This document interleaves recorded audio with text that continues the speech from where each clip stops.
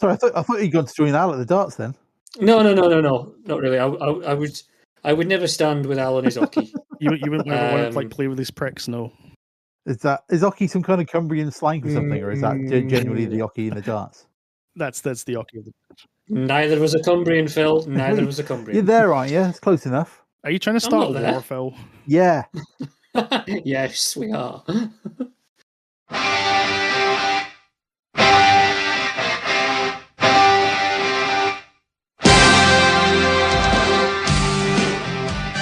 Welcome to the Conquistabores. Get ready to rock because it's 1986 and it's the AWA WrestleRock. Making their way quietly to the ring with no music and kind of through the crowd because there's no entranceway tonight. The smartest man in wrestling, Cameron Phillips. The unsinkable battleship, Euan Taylor. And the high flyer, Phil Doyle. Only tonight on the Conquistabores.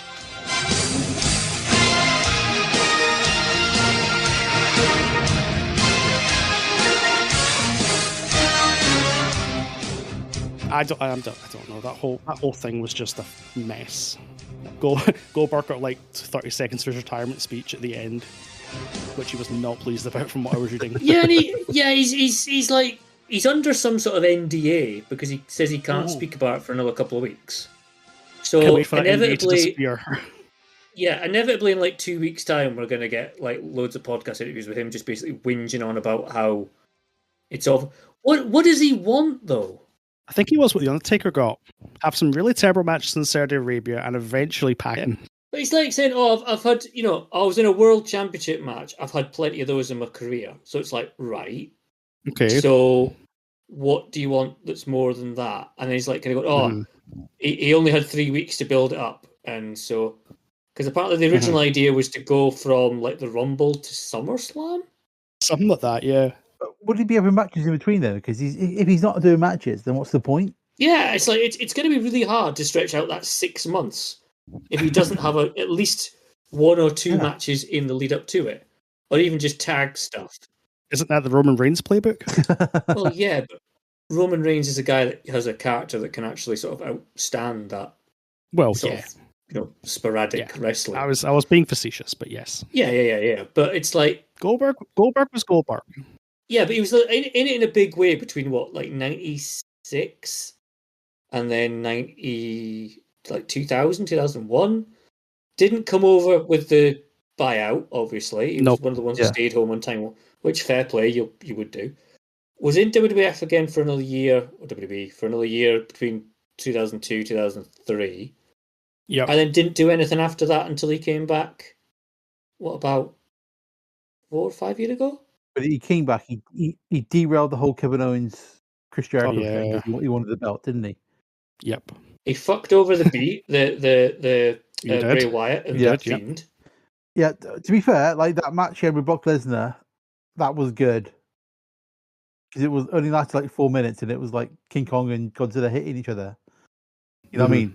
They kind of played into the strengths of that, but like you wouldn't want that every pay-per-view for like 6 months as a build, would you? No. The most logical thing now is that he's gonna just fucking not retire, go to AEW. Do they want him? And they're gonna give him a run. I don't think they want. I don't see why you would. Would he pop an indie crowd? No. Like he's a WCW kind of throwback thing, isn't he? Yeah. Like a nostalgia act. He would get the Batista treatment, and nobody wants that. Yeah. But that's what I mean. I don't know what more, apart from his whinge that he was wanting to be on a pay-per-view rather than TV. A sort of B show, which Saturday's main event is a TV show. Fair enough. But apart from that, what more does he want? Yeah. I don't know. You know what I mean? If you transplanted that match and waited like a few weeks and put it on SummerSlam, would it be anything better? Probably not. It probably would have meant less actually, because he wouldn't be in the sort of headline slot on SummerSlam. He'd probably be like somewhere from the top. Not a hope in hell is he made it. So what again goes back to your question? What does he want? Yeah, I was just confused as to what exactly he feels he deserves. You know, he's what, approaching 60? Yep. So it's like he's not going to go. He's probably been fairly lucky throughout his career that his whole aura was designed around really short burst matches. So it's not as if he had to do 60-minute Iron Man matches or anything like that. And then it's like, I kind of don't like siding with WWE on this kind of stuff, but I'm a bit like, if you're looking at that from an objective standpoint, yeah, you pop a rating on a TV show. What could you possibly want? And use it like that, because it's not. Goldberg's not going to drive a pay-per-view sales or premium live event or whatever. So a TV show really is his best venue to kind of pop a rating for it. Exactly. And then you have a nice wave out the ring and off you go, sort of thing, and you're done. Into the sunset like everyone else gets to do. Yeah. But apparently he wanted more. He's had it better than Kurt Angle, let's be honest. Exactly. I think Kurt Angle might have had some mitigating circumstances, though. Yeah. I mean, I'm not throwing any shit on Baron Corbin there, because he kind of, he always did the best with what he was given. He tried. But, it's just, obviously Kurt was probably 2 years late for his retirement, because he was held together by chewing gum and a prayer, wasn't he, for that match when he walked out? Yes. It reminds me, you see those last few William Regal matches where he's got he's just strapped up left, right, and centre. Oh, he's just made it a tape. Yeah, just made out of tape and a sneer. That's all he is. Which is, to be fair, that's all he really needed. He did well with that. I'm not gonna I think you're lucky as a wrestler to be able to call how you leave the ring, because a lot of times you don't necessarily know they're finishing in the ring. Oh, case in point, Cameron, it's a Hermes Sour. Yeah. I'm trying to think of other wrestler exits. I'd still argue that COVID gave Undertaker the best exit he possibly could have hoped for. Yes. If he'd had a standard match with AJ Styles at Mania, it would not have been good. I would say my favourite retirement run has been Sting. Oh, yeah. That is how you do it, isn't it? Is that probably not what Goldberg's looking at? That's probably true, actually. Look at what Grandad Sting got over there. He gets a son for 3 years. He gets to jump off high things. And then that's the thing. Goldberg's not going to jump off a high thing, though, is he? And then no, because he'd explode. Yeah. No, Goldberg's not going to adopt, I don't even know, Austin Theory and be his pal for 3 years. Yeah. And then just pop up and jumping off high things. He's just going to, because I think the thing with Goldberg is because, I don't know if it's because of how he was presented when he was in his big streak run. He thinks he always needs to be the center of attention. He thinks he's always the main draw and the biggest thing, when really he isn't. No. Was it Goldberg that made that, or was it the fact that he was undefeated made that? You know what I mean? Bit of A, bit of B. Yeah, but in the things after that, he's never recaptured that vibe and that energy from the crowd, has he? Really? No. His order was when he had the winning streak, and then the second he lost that was pretty much him dead in the water, because he had nothing else. Yeah, beefy lad with a spear, and then that was it, wasn't it? Sting had so much more to draw on, and the vibe he had just being the murder granddad, protecting his son by jumping off high things, which is as we all do. That's still an amazing image. The Young Bucks look like they're hitting something in the ground. They look up and this Sting just appears and dives off the stage. It's just what are you doing? You're literally an old man. We see Sting on the convention circuit at the minute with the beard. It's very I'm not strange. seeing him with a beard. No, don't like that. Oh no, you've got to check it out, mate. He's got a proper Gandalf going on, and he dyes that with the black streak as well. Does he still face paint over the top of it, like your man from the Joker TV show? Yeah, he's got. Well, imagine the face paint morphs into the beard when it goes to his chin, and it looks like one thing. It's actually very well done. It's almost like a tongue. All right, I'll give him that. It kind of, from first glance, just looks like he's got a really long face, but it is I can't think of his name now. Thingy Romero, was it the Joker? It was Cesar Romero. Cesar Romero. And they were like, right, we need to shave your mustache to do the face paint. He's like, no, you don't. Just put it on top, buddy. Yep. But the close-ups, I don't care. Put it on top. Yeah. Because that's actually dyed white, isn't it? Or his hair is actually white. It's not like the face paint is slapped over the top. He's done a good job of Sting. Yeah, exactly. It just looks amazing. But is this not the last? He said at the end of the year he's not going to do. I think this is his sort of last year of active. Exactly. Then he's actually going to enjoy retirement. I mean, fair play. I mean, that's a guy who's as I always say, he saved his money from wrestling, so therefore doesn't have to come back. Whereas you get like Ric Flair, who's like, he's on divorce alimony number 4. So I rewatched that last match last week. I don't know Why would you do that to yourself? I don't know. I watched 3 cage matches on this show. I thought nothing else could hurt me. I thought I was invincible. You realise what true pain really is. Exactly. Jesus Christ. It's like I put in the Discord. I put in the Discord. Why are we here just to suffer?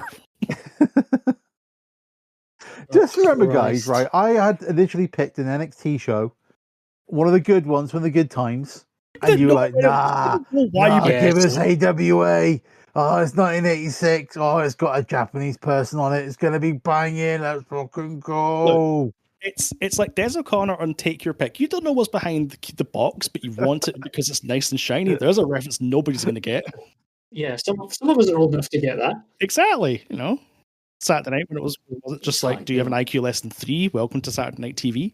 Just to reference, it was my birthday last week, and I went out. We went for a meal. I went for brunch at a local barbecue restaurant, and I had a dirty fried chicken waffle. Ooh, and it was really good.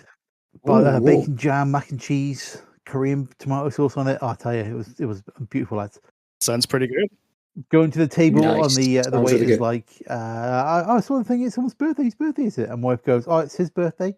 He's halfway to 90." What? Was how it was put. To a complete stranger. That's my husband.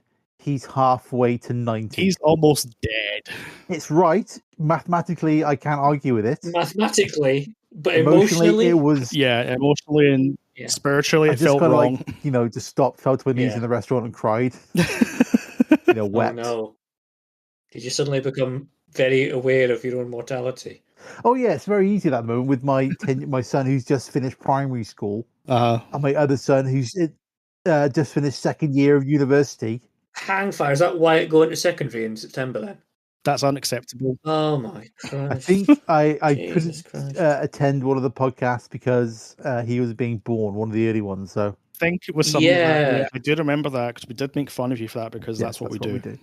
So I'm just crumbling to dust. So not only that, not emotionally, but financially, because I was the guarantor for my son's lease on his new university digs, and I just had to pay about £2,500 for the first block of the pay for that. So, wow, what is he studying? Is it going to pay off all this investment in the future? You better fucking answer you. I fucking tell you. So you two sitting there being like, "Oh yeah, look at me! I'm just going to play on my Switch 2 for a little bit," and I'm just like, like I could have bought for what $2.5 grand. That's what a Switch 2 and maybe a half a game. Is that about how it costs? That's about. You might be a Switch 2 and a Pro controller. Yes, bit of satire for you there, listeners. Bit of satire. I will say the Switch 2 Pro controller is fucking nice. I have heard of that. Yeah, I heard it's nice. But we're not here to talk about Switch 2s and my poor financial and emotional health. It'd be better than actually this show. I mean, it'd be better than the funeral of this show. No, we've got to talk about the show, which was my pick for this episode. And then he said, "Week, that's a joke, isn't it?" Yeah. American Wrestling Associations. Yes, we've been away for a few months. I was busy, and then it's my birthday, and I just this is busy. Then you had to reconfigure yourself from dust to human again. Yes, we understand. It was like basically the end of I chose the wrong Grail. Basically, I just turned to a skeleton. That's what nice. happened. I thought you'd be like, that bit in Spider-Man 3 where Sandman rebuilds himself in the tank. Ooh, that's good too. He tries to grab that key and all that kind of stuff, doesn't he? It's his daughter's thing. It's like his daughter's locket or whatever, so he can get. Whereas for me, it'll be like a Switch 2. But I gotta go. I want to play one. Just give me one of the Joy-Cons. Anyway, dear. So as alluded, we're here to discuss a wrestling show, guys. We are. We're here to discuss the wrestling show of wrestling shows, the cream of the crop. I can't lie, there was nobody at this show. This is the American Wrestling Association's WrestleRock from 1986.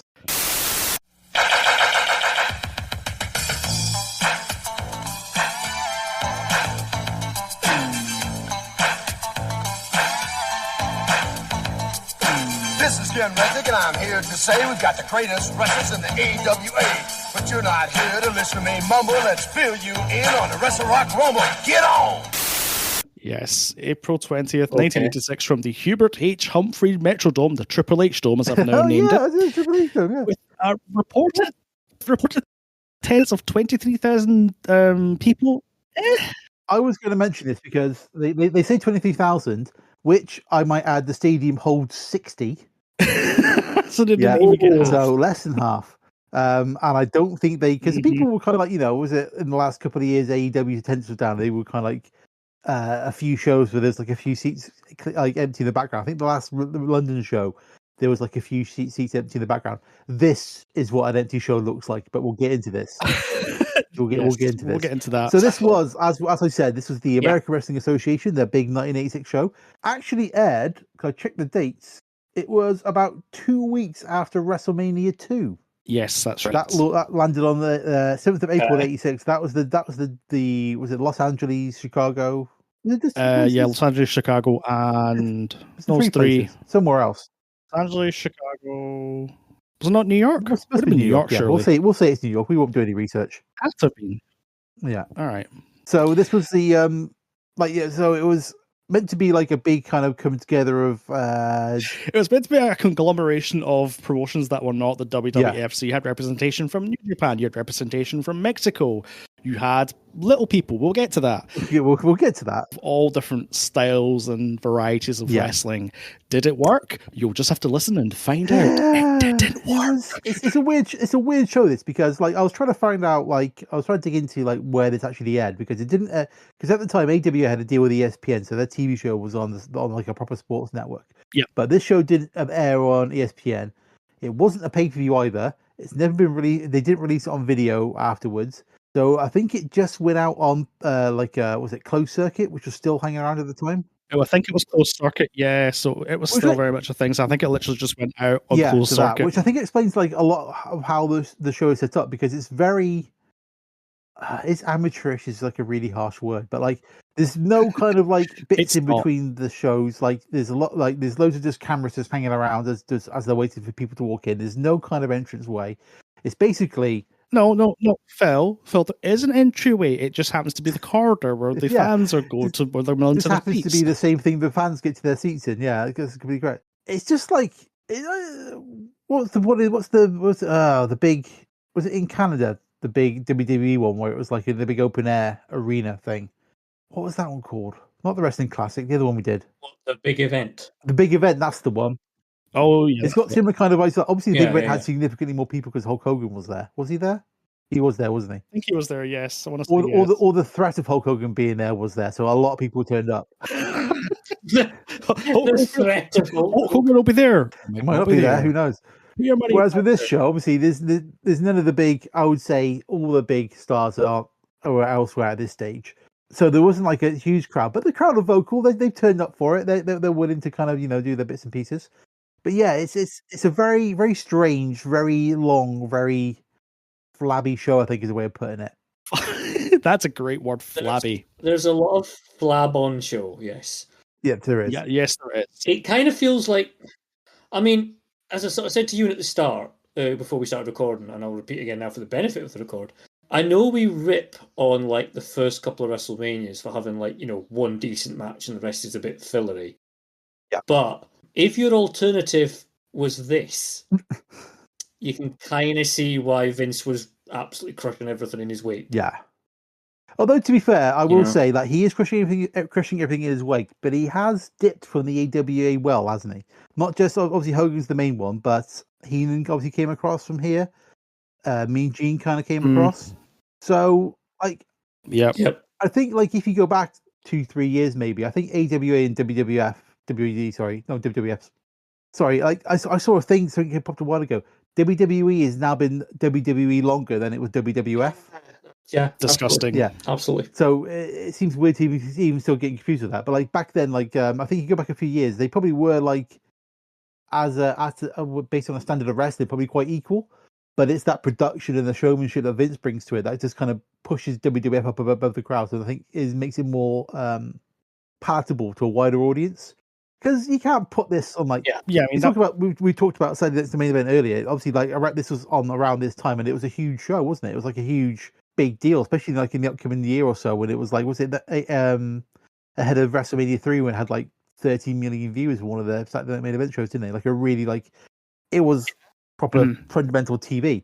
Whereas you put this on a Saturday night, it's not going to fly, is it? Because like at the beginning, there's I think we see one of the opening wrestlers being interviewed, but we see it from the hard cam as he's being interviewed by the side of the ring, and we can see the camera that he's talking to doing the interview. Yeah. You've skipped a very fundamental part prior to this scene, Phil. And I quote, funeral-like rendition of the Star-Spangled Banner by an unnamed artist. You see, by the dawn's early light, what so proudly we hailed at the twilight's last gleaming. This was quite possibly the worst rendition of this song I've ever heard on a wrestling show. And didn't Mean Gene sing it one year? Yes. It was like with the Star Spangled Banner before wrestling shows and before any kind of American thing, right? The amount of times we've seen it doing this podcast at a wrestling show, it's like, do you like, no matter how badly you mangle the American national anthem, you're not going to get anyone complaining because otherwise they're complaining at the national anthem. Well, look at when Frank Drebin did it at the baseball. Terrible. Crowd still loved it though.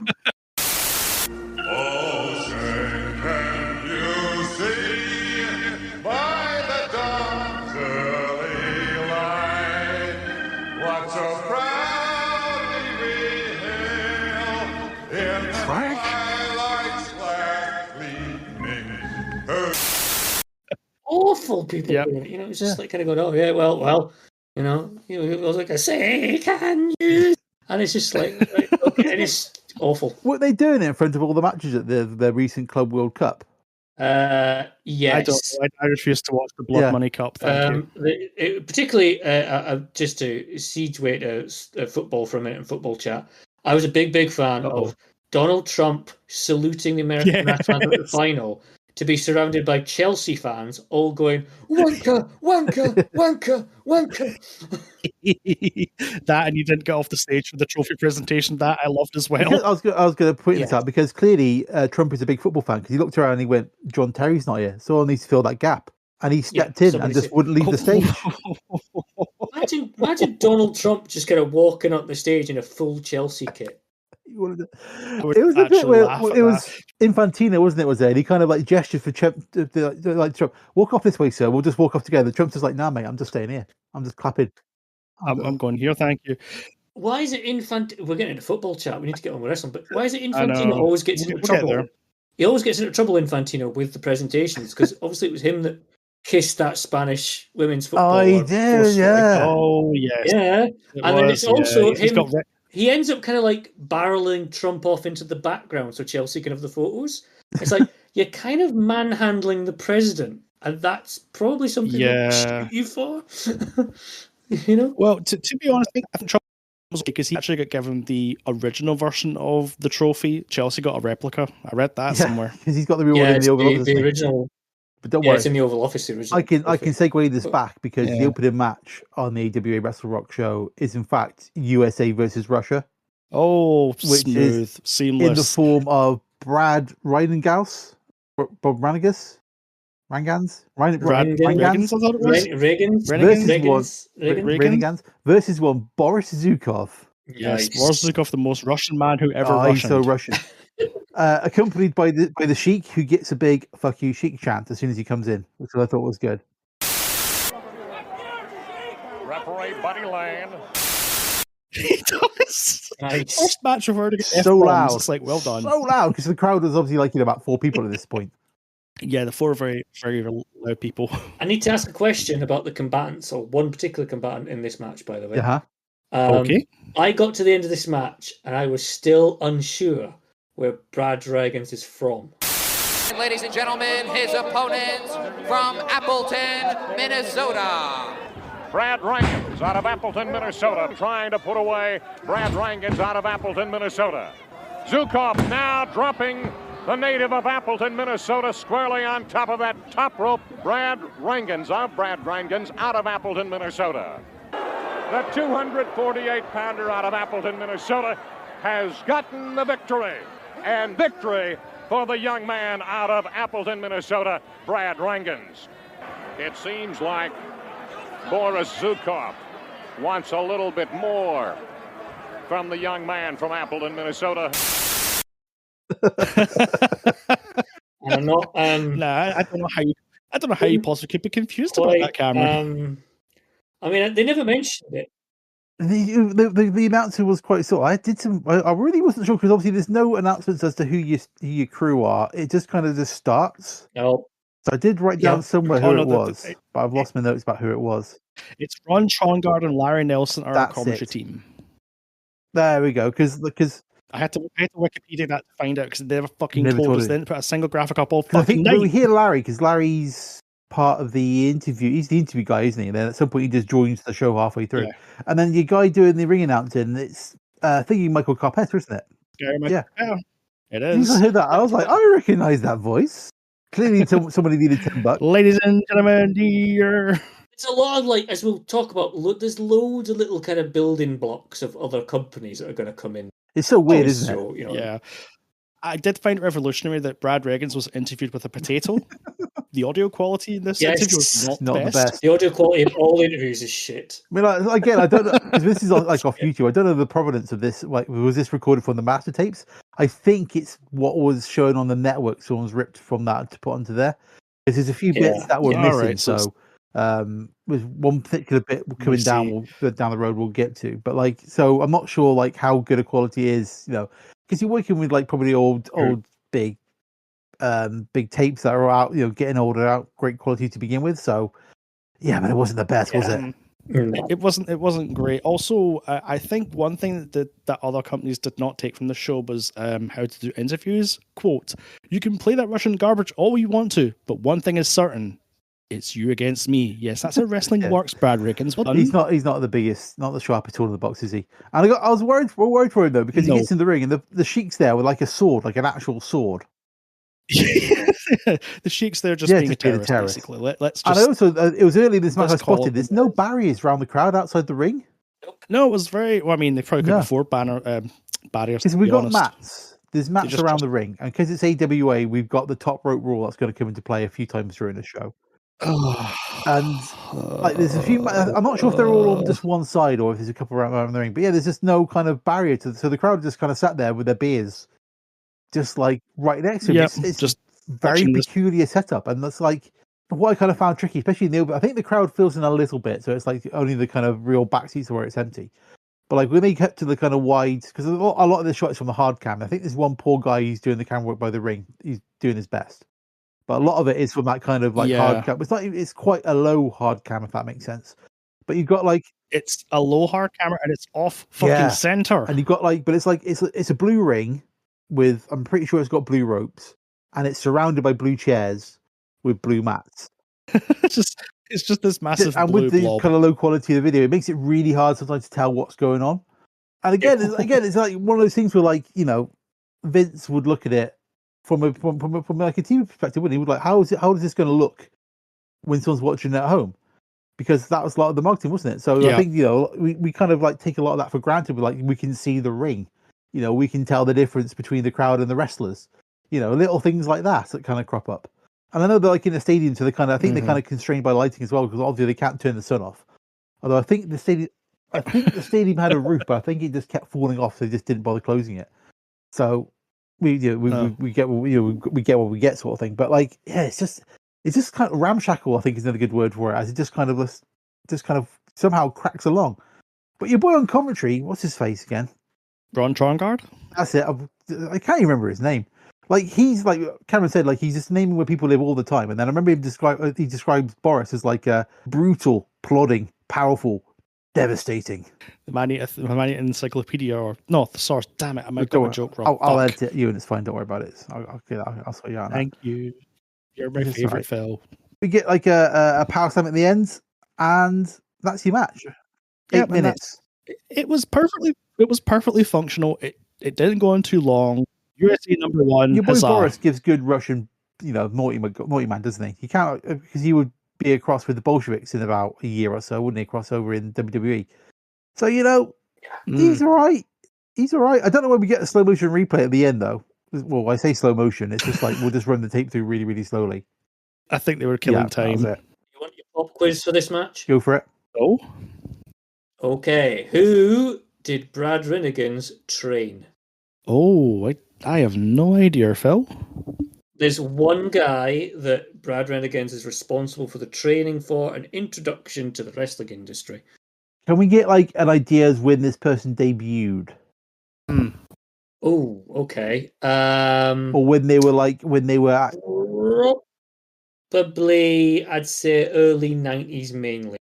Okay, so Hardcore Holly. No. That's a solid guess. Let me had a much more decorated career than Hardcore Holly. Crash Holly. Yes. No. Damn it. Just as an aside, when they did the whole thing with R-Truth, and I saw someone said I saw a thing about R-Truth being let go, and it was like R-Truth was a one-time tag team champion, a one-time US champion, and a 57-time 24/7 champion. Oh, 50! Jesus Christ! I couldn't breathe. It was so funny the way they just kind of slotted in at the end of the thing. And 57-time 24/7 champion. So I continue. Jeez. I have a wild guess. I don't know where I'm pulling this from, but I'm going to say it. Is it Vampiro? No. Damn. Tatanka. No. Bigger than Tatanka. Oh, Mabel. No. Oh, you mean like career bigger, not physically bigger? Yes. Okay. Career bigger than Tatanka, and probably physically bigger than Tatanka as well. Oh, El Gigante. Oh, Jesus Christ, Phil. The Big Show. No. All right, just tell us. Just tell us. Brad Rinnigans is responsible for introducing Leon White, aka Big Van Vader, to the wrestling. Yep. Really? I googled him. So I had no idea who the fuck he was. So I had to Google him. He's like, he became a trainer after this, and one of his main pupils, one of his probably brightest pupils, was Leon White. I would say Leon White had a very, very good career in the US and Japan. Well done that. Yeah, so your next clue would have been he didn't have a great WWF run. He did have a good run everywhere else. We would have got there. That's a good clue. Now, of course, the only way we can follow America versus Russia in a wrestling match is obviously, boys, with a little person match. Yes. Or as they refer to as a midget match. Yes. We have the teams of Little Mr. T and Cowboy Lang. Yep. Versus Lord Little Brooks and Little Tokyo. Now, Little Mr. T got the biggest pop of the night. I will say that. Now, do you want? I'm not sure it's a fact, but would you like to think about this? A factoid about this match that would blow your mind. Sure. Go on. 3/4 of the people in this ring have been in WrestleManias. Yeah, Little Tokyo, Cowboy Lang, and Little Tokyo. Yeah, they were in the tag match WrestleMania 3 against what's his face? King Kong Bundy, is it? They turned King Bundy. But also, Little Mr. T did too, because I think he was in that match. But also, he was Mr. T's second when he boxed Roddy Piper. Oh, yeah. I was going to say I didn't see him, but that might have come across terrible. Before I said it. Well, go ahead and cancel me now, folks. To be fair, right? I love this match. Little T. First of all, Little T is doing a great Mr. T. You cannot argue with that. He is spot on. He's living the gimmick. Living the gimmick. And also, this was probably the best midget match we've ever seen. I know we haven't got much to compare this against. Yes. But when they first, I think it's is it Cowboy Lang and Little Tokyo start, and they actually start doing wrestling. So I've written down, Tokyo and Lang already exceeding expectations by actually wrestling. And then T throws out a drop kick. I mean, I've written down here, they're still wrestling. This is madness. The thing is, though, in Mexico, men's wrestling at this time period was massive. Was on par with the regular wrestlers. They weren't just a sideshow. They weren't a sideshow attraction. They were actually at points probably higher up in the card. Yeah, so they pull out it's 10 minutes And I don't know if it's going to be match for the show when we get to the end of it, but it's a really good match. Yeah, it was. I would wager, as bad as this show is, there's better than this to come. Well, I mean, you're not wrong. You're not wrong. On the subject of terrible, Colonel De Beers. No, I don't want to do this match. Colonel De Beers versus Wahoo McDaniel. Ooh. Can we make an award for understatement of the evening, by the way? It's whichever commentator describes Colonel De Beers as having no time for minorities. That needs to be like I think is a really polite way and TV friendly way of saying racist prick. Racist bigot prick. Yes. I think because there's loads of people we didn't mention like the last match. There's the guest referee Gary Lumpkin, who's apparently some local Minneapolis host. And this match, before it starts, someone gets an award for being top horse breeder, or gets announced as being like top horse breeder or something. Oh my god! Yeah. Ladies and gentlemen, at this time, it is my privilege to introduce to you a man nationally known as a top Morgan horse breeder and shower, and here locally as the Farm Service Director on 830 WCCO Radio, Mr. Chuck Lilligren.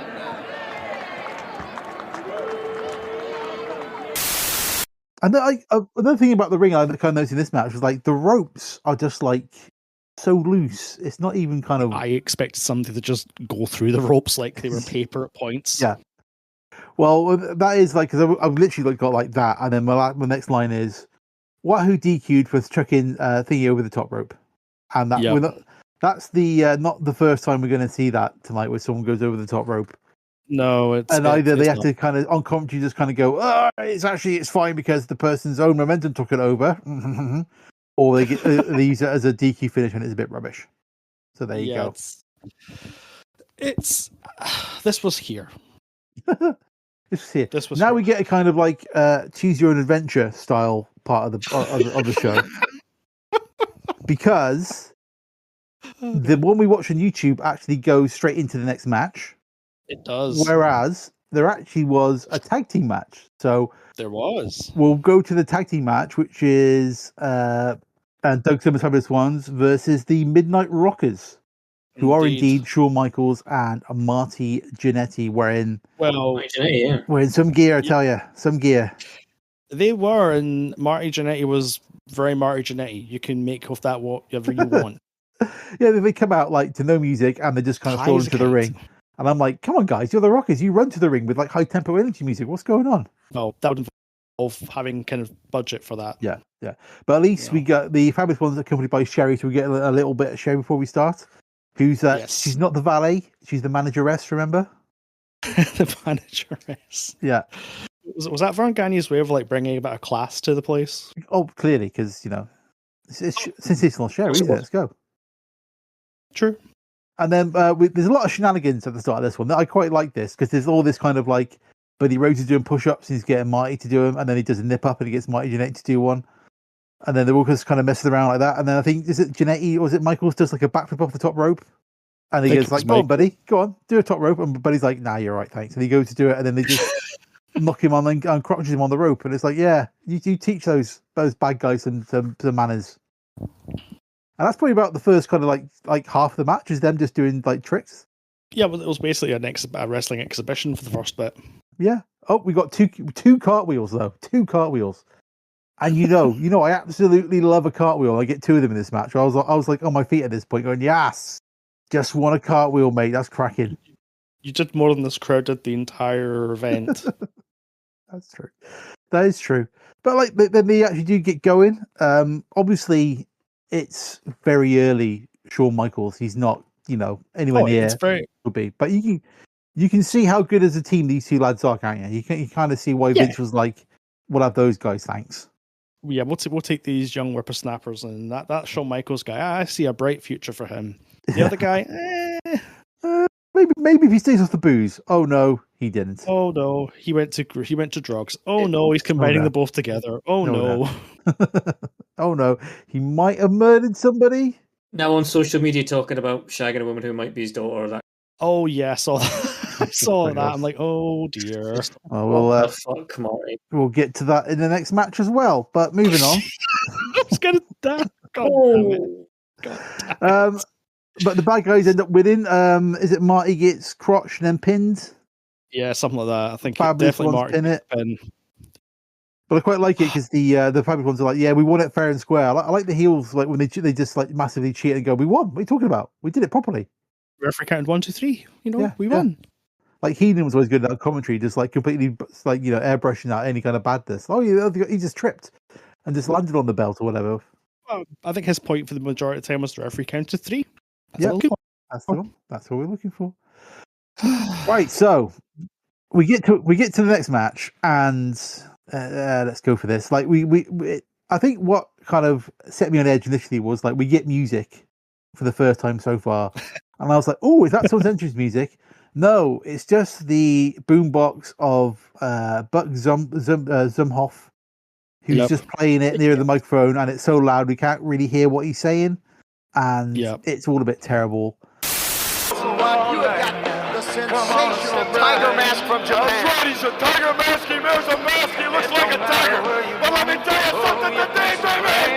It's like a reckoning of the wrestling and reckoning. And Tiger Mask comes out, and they have a match. They have a match. My notes consist of the following: Buck is a cunt. Tiger Mask wins with a top rope senton. Yeah.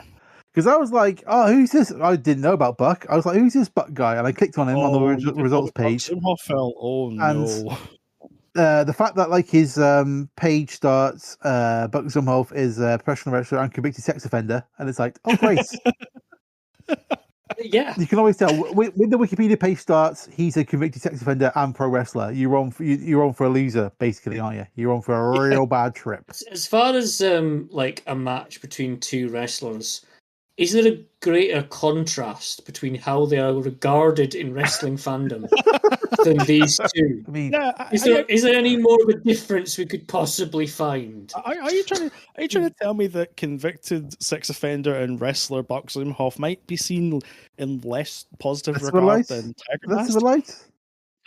Than Japanese wrestling legend Mitsuhara Misawa? Yes, I'm suggesting. Yes. Fucking Misawa, let's go. Sorry. Are you saying that like he's held on a higher pedestal than the guy who got his daughter into wrestling and had a wrestling name as the Virgin? Are you saying he's not that he's like held on a kind of lower pedestal? Yeah, you're right, because he sounds like a complete prick. I do have two other Buck facts. If you want two Buck facts, I don't know if I like the idea of Buck facts, but carry on. I'm just reading. Are you giving the legal issues Buck facts? No, these are like there's more than two. That's the clue. Because after you're finished, I'll read the legal issues section. So, and I did audit these two things. I did audit these two facts. In an interview, he said these two things. So, he was the first person to be put into a body bag by the Undertaker. Okay. Right. And he was the first person to wrestle Triple H on WWF television. Great. That does not negate the fact you're a massive prick. It doesn't. But like, I was just like, oh, that would be really interesting if he hadn't become like a convicted sex offender. Or no, he already was a convicted sex offender at that point. They just let him back into wrestling because that's what it was like. It's ridiculous. That's what happens. Do you want the full rap sheet? Let's Cameron, go. I'm not sure what music I'm going to put behind it. Crime Watch. Crime Watch, I would imagine. Yeah, Crime Watch. Or the Law and Order theme, one of the two. Let's go.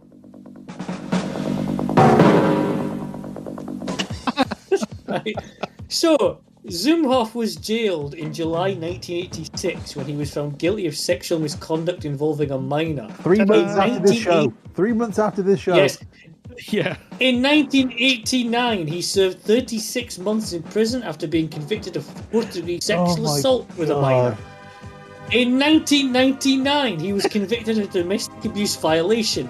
Zumhoff was again arrested on May the 27th, 2013, and charged with 12 felony counts of criminal sexual misconduct for sexually abusing his daughter between June 1999 and June 2011, beginning when she was 15 years old. He was convicted on all but 12 counts in March the 5th, 2014. Following the verdict, Zumhoff attempted to flee from the courthouse, but was quickly tackled by court officers and charged with escape from custody. On May the 6th, 2014, he was sentenced to 25 years in prison on 2 first-degree and 2 third-degree counts of criminal sexual conduct. The judge ordered the sentences on the 4 counts to be served consecutively. His escape from custody charges were eventually sentenced to currently with his 2014 criminal sexual conduct sentence. As of July 2025, Zumhoff is incarcerated at Minnesota Correctional Facility, Willow River, Moose Lake.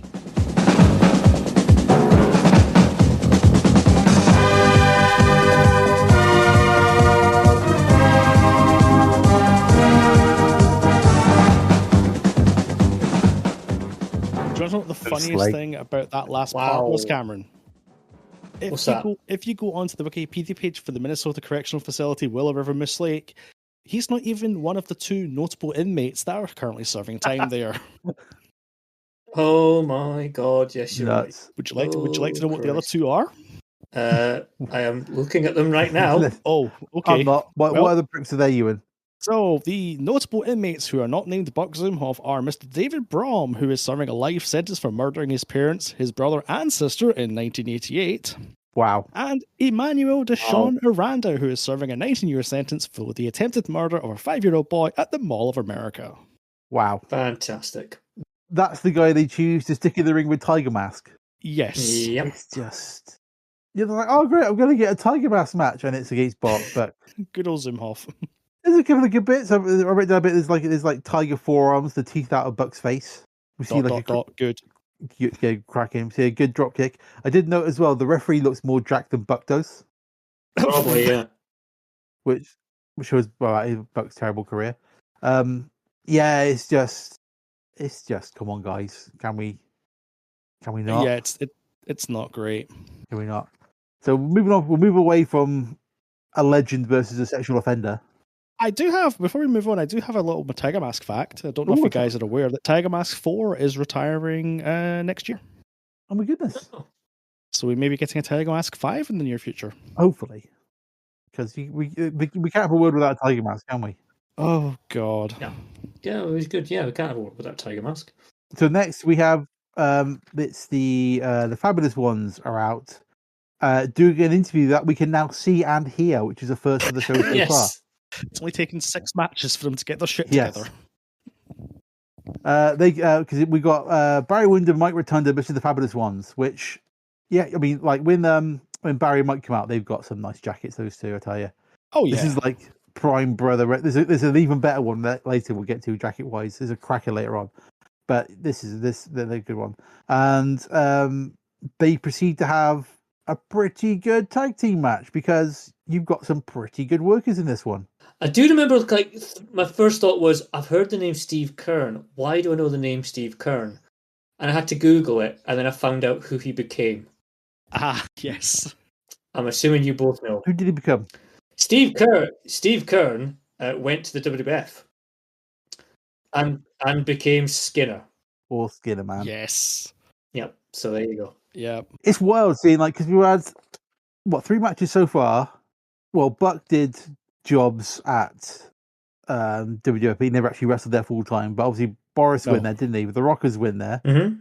Wahoo was working backstage for a while at WWE, wasn't he? For a bit. So, and now we've got IRS in the ring with Skinner.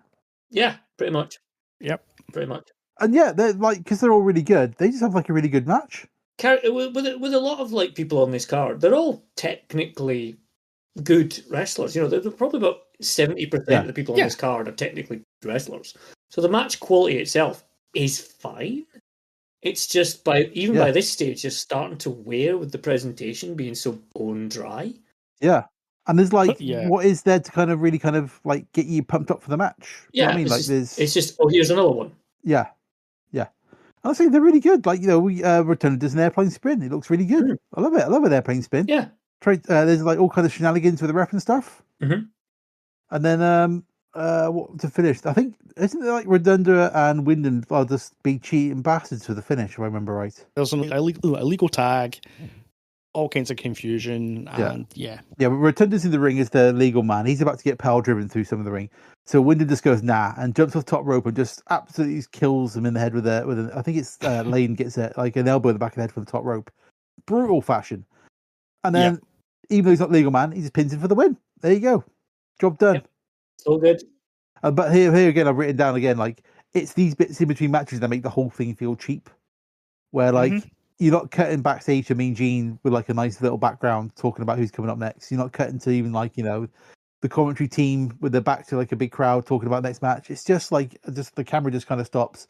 The wrestlers go, well, I guess I'll go get changed now. These guys just kind of walk off. You know? Yeah, I would have even accepted a Starcade Flair for the Gold, like, presentation where we had that wall, like, was made by, like, the second graders. Well, yeah, anything would have been good, you know, just to kind of separate. Anything would have been better than what we got here. It's weird. It's like it's like a show they put on that's just happened to be broadcast to some folks in a closed circuit somewhere. It's not, even though there's all this kind of pomp and circumstance around the show itself. It's not a show. Do you know what I mean? Like, there's no kind of like it's not happening. It's just a thing that was going on. Even though we're going to get another legend. Well, I say walking out to the ring. No, as best he can. Come on. With Giant Baba coming out with no fanfare or kind of entryway or anything, just kind of walking out from like the kind of bleachers. He's just there for the payday and the cigars. He's like, I've written my notes down there here. Like to me, Giant Baba always looks like he's about to snap. He is. Like some part of him's just gonna. He is weird. I mean, if you were to look at like Giant Baba and not know who he was. And you didn't know anything about wrestling, and you were told that this guy is a legendary Japanese wrestler. Take one look at them arms. Seriously? I'd be offering him a chair. Like, do you want to sit down? You're right. A chair. Yeah. You wouldn't think that this man, along with Antonio Inoki, founded two of the most famous wrestling promotions of the world from the JWA, which was done by Ricky Dozan. So the level of stardom and notoriety these two have is unparalleled, but you've got this strange, gigantic ET-like figure walking out to the ring. It's so strange. Like this big barrel chest with like two twiglets poking out the side. It's so strange. It's like Mr. Potato Head gone wrong. Yeah, I love him. I mean, he's great, but you know, I mean, I was always like kind of going, oh, wait a minute, you know, he looks like he should be a Titan in Attack on Titan, and then I remembered that, oh yeah. He is.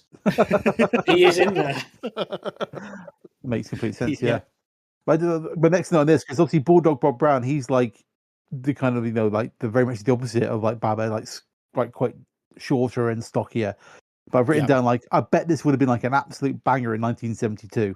Oh God, this classic Japan versus World type match they would do all the time in Japan post the Second World War. That was how they kind of got. And I bet with these two, like in their prime in the 70s, like late 60s, 70s, I bet this would have been like an absolute corker of a match. But unfortunately, took place in mid 80s, which was not kind to both men. Which is a crying shame, isn't it? Because Bob's cheating like a bastard all the time, and then gets chopped and kicked, and then we got a finish.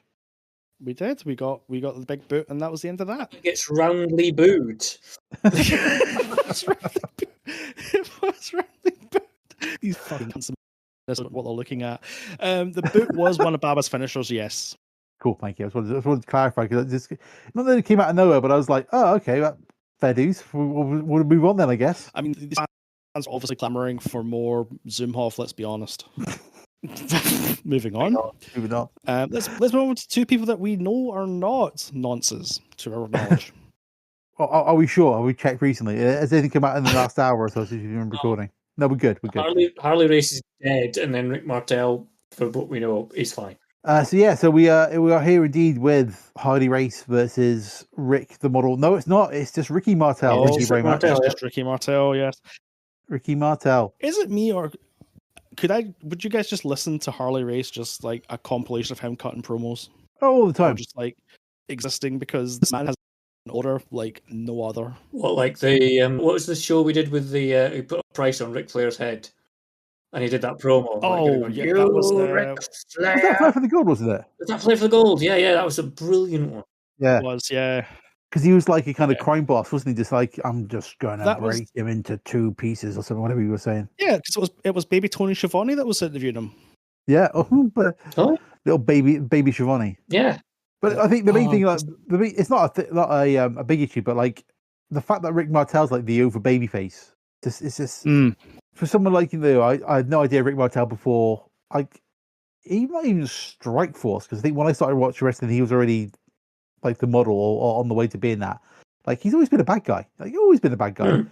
So see him here, where like he's the kind of like the ex-heavyweight champion of the AWA. I think he lost it to Stan Hansen, and now he's like in here with like Harley Race to try to get his credibility back. It's like that's the model. Where's the music? Where's the arrogance wafting around the production ring? Quality. Oh, they left that at home.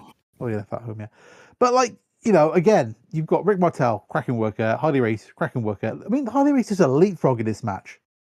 Yeah. I actually thought he would explode when he landed. I couldn't believe it. I assume it's the last one he did, but Yeah, the insurers phoned him after that match. Went, don't do that again, Mr. Race. Don't do that again, pal. Jesus Christ. This one for me, of the matches on this card that I saw, because this being the only show that I bailed on. To me, Spoilers. this is probably my match of the night. I could definitely. You wouldn't be wrong. The only thing that kind of sours it is the ending being a double count out, which is a bit. The ending sucks. The ending is Yeah, awful. it goes stupid, doesn't it? Because they both go to the outside. They just kind of just start fighting outside. Yeah. They just like fight outside and get counted out. It's a very, very flat finish to a match that was actually really, really good, and the crowd was actually getting into it. Oh, completely. Yeah, there's loads of good parts in it. Like, there's a bit at the beginning where like Martel just keeps on dragging Race over and over again. The Race is kind of at one point the Race goes no, and just starts like taking his shoulder apart and just like, no, we're not having this anymore. And then like they do a suplex reverse into a sleeper, which was quite cool. And it's just like there's just loads of little good bits in. We just kind of go, oh man, like Hardy's like a cracking worker. Martel's not that far off and works as a really good babyface. But yeah, the fact that it's just like there's just no kind of decisive finish to it, just kind of just chops legs out of it, doesn't it? Yeah, a little bit. Yeah, I don't know. I don't know if there's a particular reason why there was double count. I don't know if this was like something they came back to. I have been trying to find out. I'm just having a quick look just now. Yeah, because they talk about obviously like I say. Okay, I've just found out. Would you like to know what the follow up to this double count out was? Oh, go on. Nothing, because Martel left the AWA the following year. Yeah, it's just. That's the thing, isn't it? The company's driven by like they start getting somebody up to the top, and then it's like Vince's like, "No, I'll have him, thanks," and off he goes. Yeah. Well, I mean that's quite reflective of the current model in the US. Yeah, because I think again, this is very much still. This is a regional wrestling company, isn't it? I think we have to kind of get that in mind. This is a regional wrestling company going stretching very much beyond its capabilities, trying to go up to that next level, and this is quite clearly can't do it. Mm-hmm. And all the ones who have got the capability to go to the next level, Vince just kind of goes, just drops some Scrooge McDuck's money bags in front of him, just kind of like, you want to go on the big show, boys? Let's go. And off they go, and that's it. And they got to start again building somebody else up. So obviously they lost Hogan, and they built Martel up to be their champion. Obviously he went, and then we got Scott Hall later in the card. He was going to be the next big hope, and then he went. It's just like, it's just you kind of feel sorry for him at a certain point. Where it's just like. They just can't get somebody to stay to be their focal point because they just keep getting pulled away elsewhere. Mm-hmm. But I mean, do you blame them when you consider what they were being offered compared to what they were getting if they were staying? Not at all. Like you imagine, like if Hogan stays, is it a different world where like Hulkamania comes to AWA, like, or does it need Vince to bring his extra production to it to make it the Rock and Wrestling thing? It would need Vince as well. I think I'm always of the opinion that the Hulk Hogan glory years were Hulkamania were very much a co-production. Yeah, I don't think if Hogan stayed, it would be like he'd be popular as far as wrestling went, but he wouldn't be like the he wouldn't be transcending into like movies and MTV and all that kind of stuff. No way. Not a chance. He'd probably pumping gas by mid-90s. Yeah, well, true. Yeah, or playing bass for Metallica again. Who knows? Yeah, exactly. Yeah. Yeah, but it's a shame. Yeah, this one's I think the longest match so far. This is like 17 minutes. 17 and a half minutes roughly. Yeah. And it should have had a finish. It really should have had a finish to give it like a proper finish to it. I agree. Is what it is. It's stupid. So, boy, here we go. Right. We got a 10-woman battle royal next. Oh God. Yes. Right. Okay. We've got lining up in the ring. We've got Sherry Martel. We've got Luna Vachon, Joyce Grable, Kat LaRue, Rose Devine, Taylor Thomas, Despina Montagas. I'll edit that, Phil. Sort that out. Yeah. Misty Blue Signs, Debbie Coombs, and Candy Divine are your 10 entrants. Oh. Yes. We get a special Minnesota Viking man out. Yeah, I don't know who this something guy to it. was. To do Have they got to bring something, I somebody don't else know. out again from the thing for this? Well, it's the big crowd up, probably. Yeah, well, you say that, but I've written down no response at all from the crowd to any of this until Sherry turns up and she gets booed. Hey, at least they reacted. The whole match is about Sherry, really. Yeah. Well, yeah, this is just a Sherry showcase. Yeah, pretty much. Because it's because I mean Sherry clearly is. I'm not sure if she's the biggest women wrestler on the card, but she's clearly the one that like. She's the one on the up. Yeah. Yeah. She's like clearly the loudest, the one they kind of like. People are kind of like they're putting more teams around that sort of stuff. But I'm not sure who the baby face is against her because who lasts to the end? Is it Candy Divine? I think is the champ. Yes. Sherry was the champ. It's just she'd lost it to somebody else. I think it was because Candy Divine's like the last one with her. I think, but it's so hard to tell because there's so much going on. People get thrown out and there's kind of no response. So I've written down like because with no noise from the crowd, it almost sounds like one of the COVID matches, which we did last time. Yeah, because you can just hear like all the noise from the ring. It's so weird. And then I think Carpetta starts catching up with who's been eliminated, and then Sherry ends up winning and gets $50,000. All right, now, ladies and gentlemen, to present a check for $50,000 to Sherry Martel, a member of the all-time Minnesota Viking team, and now of KS95, Stu Voigt. I'm quite sure it's not just Monopoly money. You'll notice they zoom very closely into the check to kind of go, yes, look, this is in fact a bit of paper that says $50,000. Doesn't matter, like, doesn't say that you can cash it, but it's got 50,000 written on it, so therefore we're doing really good as a company, right? Obviously, of course. Sure. Obviously, because we've got a bit of paper that says 50,000K on it, and this is totally real money. Let's go. Sure, why not? So this is the point where we get two people now on commentary. So I'm assuming this is where the action really starts. Sure. With Kamala versus Sergeant Slaughter. Yes, for the AWA America's Championship. Yeah, which surprisingly Sergeant Slaughter holds. I wouldn't believe him hold like an American belt. That's crazy. I know. Two things are written down now is that we get something gets bleeped at the start of the match, even though we had the fuck you chic earlier. Something gets bleeped here.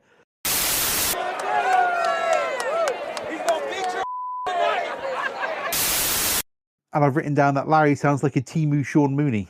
Oh, that's just mean. You're not wrong. But not wrong. And we get we get nerve holds. There might be a bear hug in this one. We get a Cobra clutch. I want to say possibly. The most impressive part of this match was we got a missed spot. Boy, yeah, because Kamala's accompanied by is it Gandar Akbar? Gandar Akbar, yeah. Who doesn't he become Sergeant Slaughter's pal in WrestleMania 7? You are correct. He becomes one of the what's the True Terror? Something like that they're called. Something like that, isn't it? Yeah. Yeah, it's Colonel Adnan, Gandar Akbar, and obviously Slaughter. Yeah. So you get again somebody else from WrestleMania pops up on the card at some point, and it's just this is just like Sarge isn't a good wrestler at this point, is he? He's just pretty old. I mean, no, he's definitely showing some wear on those tires.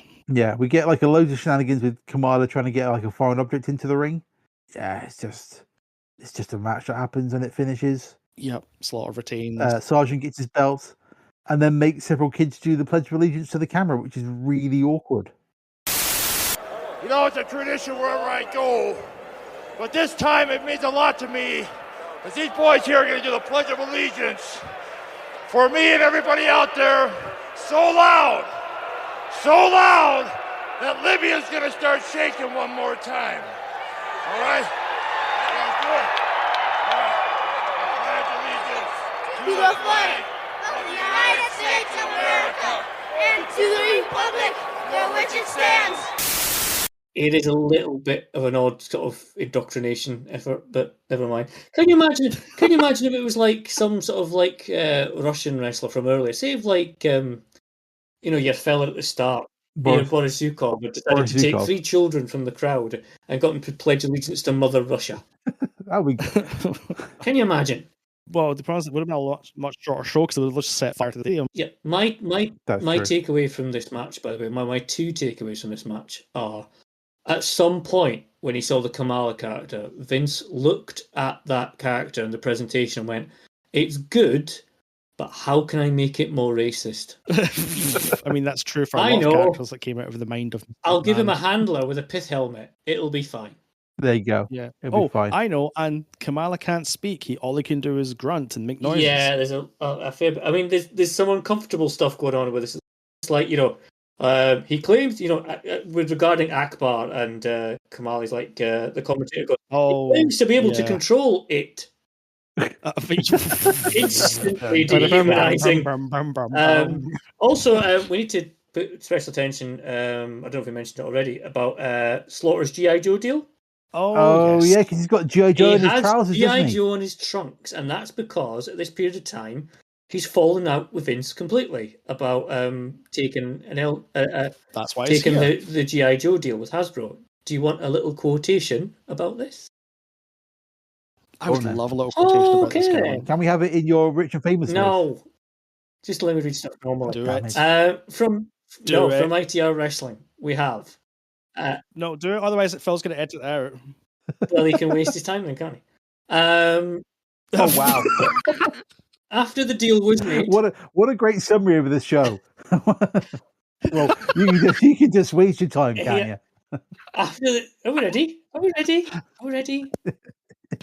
Yes, I'm just thinking I can put on a t-shirt.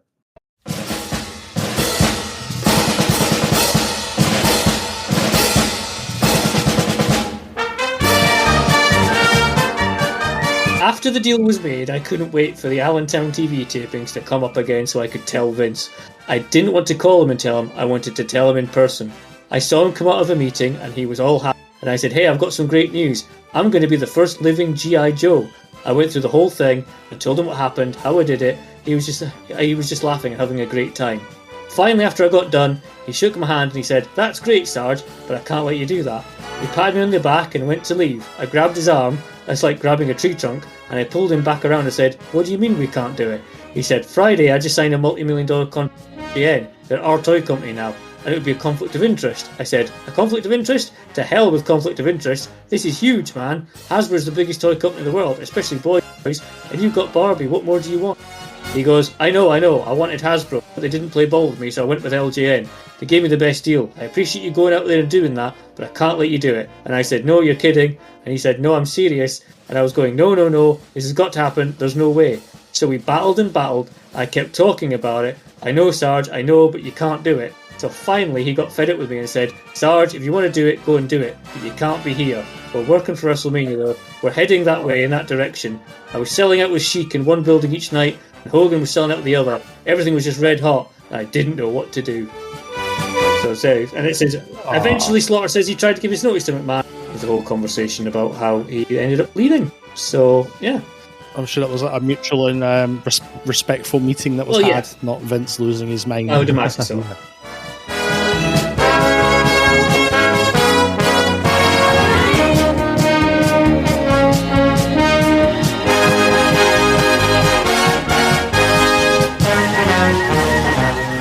People forget when Sergeant Slaughter was at his height in the WWF in the second time round, he was kind of on the downturn of his career. Oh yeah, he was. He was breaking down. So it's like, when most people's memories of Slaughter, these days will be like him turning up as a commissioner in the Attitude Era.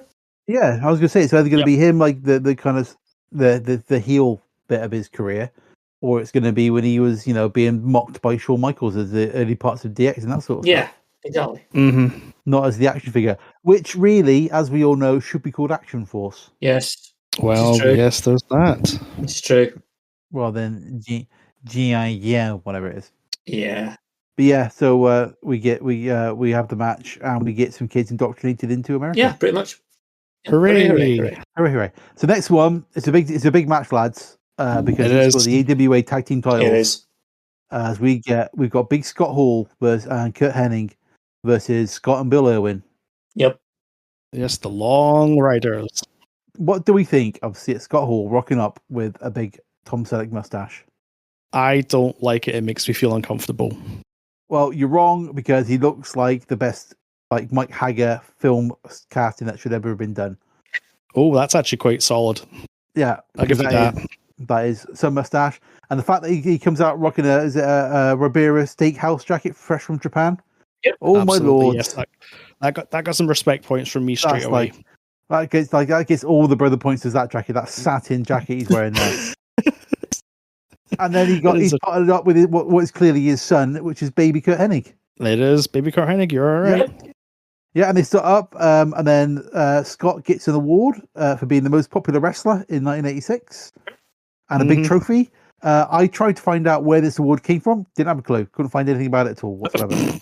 All right. So I suspect it was made up. It said it was like Pro Wrestling Magazine, which, trying to search for that didn't come back with any accurate results whatsoever. But hey, we are where we are. But yeah, it's Big Scott Hall. So we're pre the Diamond Stud, pre Rosie Ramon, but he's still been wrestling. I feel like he would have met William Regal by this point, because they were doing wrestling in Germany together. Maybe a year or so later. I think the time matches. A lot of the AWA stuff for Regal at the time. I thought they were doing like shows in Germany, the kind of tournaments over there. I remember Regal talking about it on his podcast that's when he first met him, was doing those shows. I can't remember the guy's name over in Germany. Like I know. I know who you mean, because Jericho talks about it as well. And his his first book, he talks about the tours over there. Completely, yeah. And also the other thing that stands out is like how good Kurt Hennig is at wrestling. Even like being as like, he's 12 in this match. He is he is as smooth as absolute silk. It is ridiculous. Yeah, I mean, the man. The two of them, Scott Hall and Kurt Hennig. You can absolutely see why, if Vince was watching this, he'd be like, oh yeah, he'd be like stood to attention. Yeah, yeah, because like the plan was, I think, for them to kind of AWA to push Scott Hall to the moon, like put the belt on him, make him their big star. Because he's got the size, he's got the charisma, he's got everything, he's got the mustache. But from what I've read, he just he didn't like being cold in Minnesota and that sort of area. So he's like, you know what, I'm just going to go away, go somewhere else. And then that's why he ended up in WWE, because he just didn't want to be cold all the time. So he moved up to the Northeast where it's warm all the time. Well, he went to WCW first, didn't he? So obviously a bit warmer. He went to Georgia first. Okay, so he'd have been fine down there then. Okay, fair enough. Yeah. Because I'm not sure. I think again it's referring to Scott. I'm not sure which commentator it is, but apparently they say he's the best looking, talking factually. Yeah, absolutely. not talking subjectively at all. Not subjectively, factually. Because basically the whole I think it's the whole match. I think it's Larry's just drooling over Scott Hall. I've never seen anybody with more upper body strength in any sport anywhere in my life than Big Scott Hall. Beautiful trophy he got. Look at that, Scott Hall. Oh, impressive. It's very much got a man crush on Scott Hall during this match. I mean, it is some mustache. I cannot underemphasize that enough. Yep. It is such a good mustache. And the fact that we had like kind of weird half-shaved, like 5 o'clock shadow Scott Hall because of the Razor Ramon gimmick, the rest of his career is a goddamn tragedy, because that mustache, it could sink the Titanic. It's a beauty. It's a cracking one. It is. It's a cracking one, that. And this, I think, is our longest match of the show. It clocks at 27 minutes. 28, yeah. I think. Which, because it's for the belt, it's a big deal. Yeah. But I don't think, because the previous tag team match was obviously the Mike Rotunda one. I think this is a bit better because it's got the belts in it, is that kind of thing. But I don't think it beats the Harley Race match. I think that's still the best one. Yeah, I'd say so far. Yeah, I think so. But you can see like the quality of Kurt Hennig during this is obscene. Like some of the drop kicks he's doing, some of the moves he's doing. It's just like, the man could do a wrestle. Yeah. But we end up, is it a true finish? I'm not sure, because Kurt I think Kurt does a missile drop kick, and that gets the pin, and then he gets waffled with a loaded boot. Don't have to finish on my notes. I don't know why, but yeah. And then they do a great promo where like like I think Scott like throws the belt in the ring and he's like, I don't care about the belts, I just want to beat you up, which is a cracking little. it gets cut off, which is even more frustrating because it's one of the best promos. He's just like, I don't care about the titles, I don't care about any of this. I just want to beat you up because your guys are getting on our nerves now. The promo just kind of the legs just get cut away from it because they got to go somewhere else. So it's a bit of a pain. Because we've got to get to the next match, which is do we have to? Because there's two things I need to point out about this, right? Because it's just I need to get to this. So if these two things are not this sucked and it existed, I'm going to be very upset with you. Hush your mouth. We've got Scott Ledoux versus Larry Zbyszko next, which Scott Ledoux opens up with his promo by saying about Larry, he's going to come down on him like 1,000 tons of Idaho potatoes. I'm coming down on you, Zbyszko, like 1,000 tons of Idaho potatoes. Which is like shout out to the manufacturers of the makes, and which I'm fairly sure he doesn't come from Idaho, based on his accent. No, but I think he's referring to. Is Idaho famous for its potatoes? I believe Idaho so. is famous for its potatoes. Yes, so the reference is correct. However, geographically speaking, maybe not so much. But 1,000 ton Idaho potatoes. This match is going to be a boxing match. Guys, can we take hang fire a wee second? I've just googled Idaho potatoes, right? Yeah. In the hope of learning about Idaho potatoes. Idaho potatoes. And the first thing that pops up is the Idaho Potato Museum. No. Of course it does. Hold on. Just tell me it's not an Idaho. This is from IdahoPotatoMuseum.com. And it's there we go. You're home for the Idaho Potato Museum.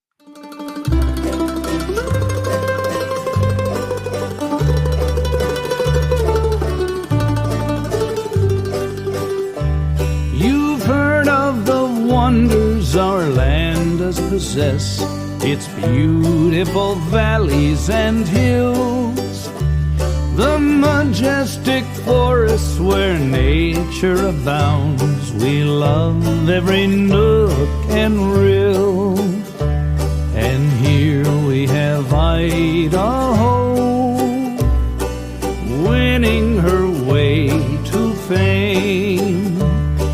Silver and gold in the sunlight blaze, and romance lies in her name.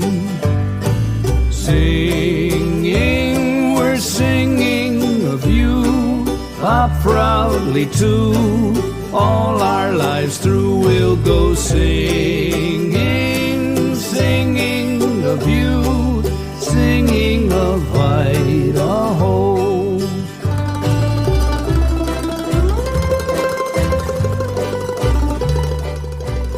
Catering to the visitor and local residents, we strive to educate people about the Idaho potato and the potato industry.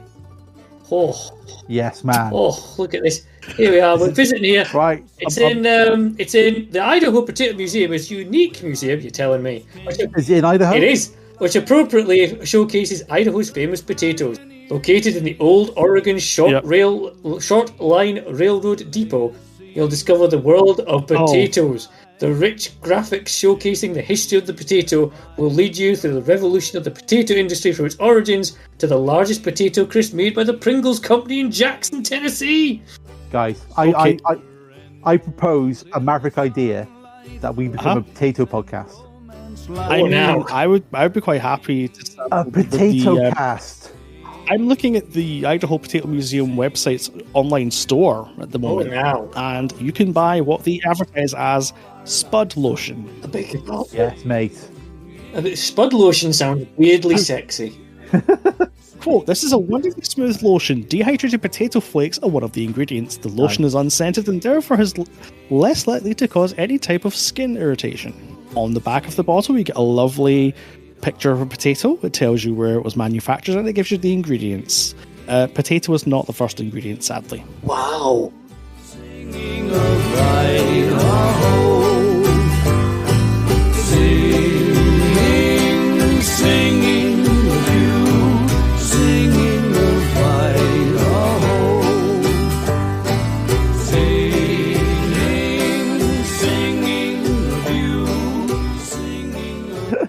Weirdly, this reminds me of a Korean cookery show I watched called Chef in My Fridge. Oh, I know that show.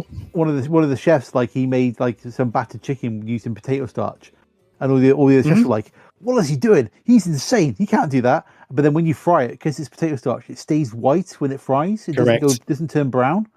And like he pulled it out, and all the other chefs were like, "He's some kind of genius king." And it was really fun. But again, that's the power of potatoes. That's why we need to switch to being a potato cast about potatoes, because that is the way forward now. Clearly, Cameron, thank you for your expert investigation skills there to kind of move us on to the next stage. I googled something, so that was it. Yeah, that's journalism these days, mate. Don't worry about it. Well, we could become a potato podcast and work our way through the Tasty Taters cookbook as sold by the Idaho Potato Museum. Now, we need to investigate either being sponsored by the Idaho Potato Museum, or that's where we do our first live show. Oh, the first Conquistabores live from the Idaho Potato Museum. That would be a dream. Yes, could you imagine? Oh, actually, no, I can go one better.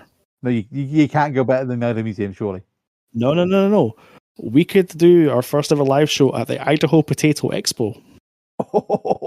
Genius. Love it. Love it. So that's why he said he's going to drop 1,000 tons of potatoes on Larry Zbyszko, because they're really good potatoes. But the most important thing about this match, Cameron distracted me by talking about potatoes there. Sorry. And our sponsor, the Idaho Potato Museum. Thank you. Like and subscribe. Larry Zbyszko comes to the ring with a ninja. I can't overemphasize this enough. He comes to the ring with a ninja.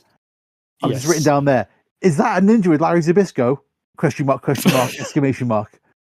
And apparently he's called Go the Ninja. And I was like, man, he's got a ninja in the ring. I don't care what happens anymore now. He's got a ninja. Because this is 1986. We're talking like this is the height of the ninja craze, you know? Yes. American Ninja has been out on VHS by this point. We've got ninjas everywhere. Ninja Turtles are a thing. Ninjas, man. And Larry's like, his finger's right on the pulse, and he turns into a kung fu guy, gets a pair of nunchucks, and a ninja accompanied into the ring. Don't care what happens to the rest of it. He's got a ninja. You gentlemen being fans. He's got a ninja. You two gentlemen being fans and indeed former champions in DDT. Obviously, yes. May know who Go the Ninja is. I did look into that, but I didn't write it down. You got to remind me. Does Euan know? I have this written down in my notes. I am going to find it because I was quite shocked as well. I can't find my notes, Cameron. Just reveal because I cannot find it. It is Hiroshi Yagi. Yay! Who wrestled in DDT in 2006 and wrestled his last match there in 2009. He sadly died in October the 18th, 2009. One month after his last match, which is unfortunate. What did him? Hey, at least he got to finish it on his own terms, I guess. Well, I say his own terms, but it didn't die in the ring. That's true. You know what I mean? Yeah, On the subject of dying in the ring, I'm going to do a quick DDT side quest here. So sorry, Al, but you're not here, so fuck you. What are you apologizing to him for? I don't know. He's playing with his prick somewhere at the moment. Darts. Playing with darts. Anywho. So, we all know Hiroshi Tanahashi's on his final active year. Yes. Yeah. In the ring. Yeah. He's retiring next January 4th at the Tokyo Dome. He was just announced for night 2 of Wrestle Peter Pan, DDT's biggest show of the year. They're doing it over 2 shows. One night, I can't remember what the first night is, but the second night's in Korakuen Hall. He's been announced for a singles match where he's going to wrestle the infamously known Dan Shukodino. You have to fill me in because I've not heard of the infamously known Dan Shukodino. You've not heard of Mr. Dino who goes around and molests the crowd? The man who is... Having never seen a DDT show in my life. No. Right. I will send you some... Okay. Yes, he's a... Is sending him things going to get him in trouble based on how he described his gimmick there? No, it's fine in Japan because they actually explain it before it comes out. If you want to be molested by the talent, raise your hand. And he will go over there and give you a passionate kiss and whatever else. They do things properly over there, don't they? I feel if they'd have done that at the BBC in the 1980s, that would have saved a lot. Would have solved a lot of problems, wouldn't it? Or even in MasterChef. You know what I mean? Exactly. Yes. If you want to see Greg Wallace's crotch, raise your hand. Anybody? Anybody? No. Greg, get back in the cupboard. That's the consolation prize. That was the consolation prize when you got knocked out before the final. Probably. Yeah. I will say that, these matches where it's like a wrestler versus somebody from another sport, like a box or whatever, are normally rubbish. Yes. And this one's not great, but it's probably one of the best ones I've seen, where it's like, because they work the rings, the rounds system a lot. Larry gets knocked out a belter during one of them at one point. He takes like a cracking punch, just drops like a stone, which is hysterical. Just absolutely gets flattened. And then the ninja's trying to like come in to help him up, but he obviously can't because he's covered in ninja garb. And I think because Larry the Axe is the ref during this, isn't he? Like Kurt Hennig's dad. Yeah. Yeah. For a second, I thought it was a baddie. Then I remembered it was Jake the Snake's dad. I was getting myself confused there, but it's fine. And then like it all ends with a big kerfuffle again. Larry gets TQ'd. Then the axe goes for the ninja. Larry comes in nunchucks, and it's a bit of a messy finish. But until that point, like I quite dug Larry's like kind of attitude. Like he was quite cocky in the ring. But yeah, when he gets sparked out, it's probably the highlight of the part. He just like takes out a belter. He does take one for the business with that one.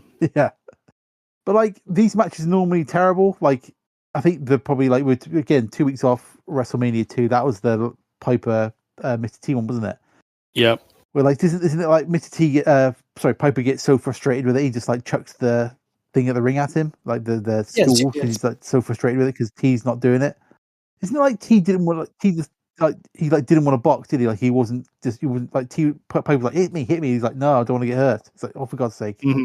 Yeah, kind of a problem. Yes. So I think if we're comparing this to WrestleMania 2, they win this round, but like I think the rest of it they all fail on.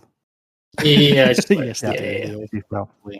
Now we're on for what should be what I've written down. This one should be a bit feisty. Mm-hmm. We've got one Nick Bockwinkel versus the AWA champion Stan Hansen. Fucking yes, let's go. Stan setting the tone by beating up Larry Nelson interviewer on the way to the ring.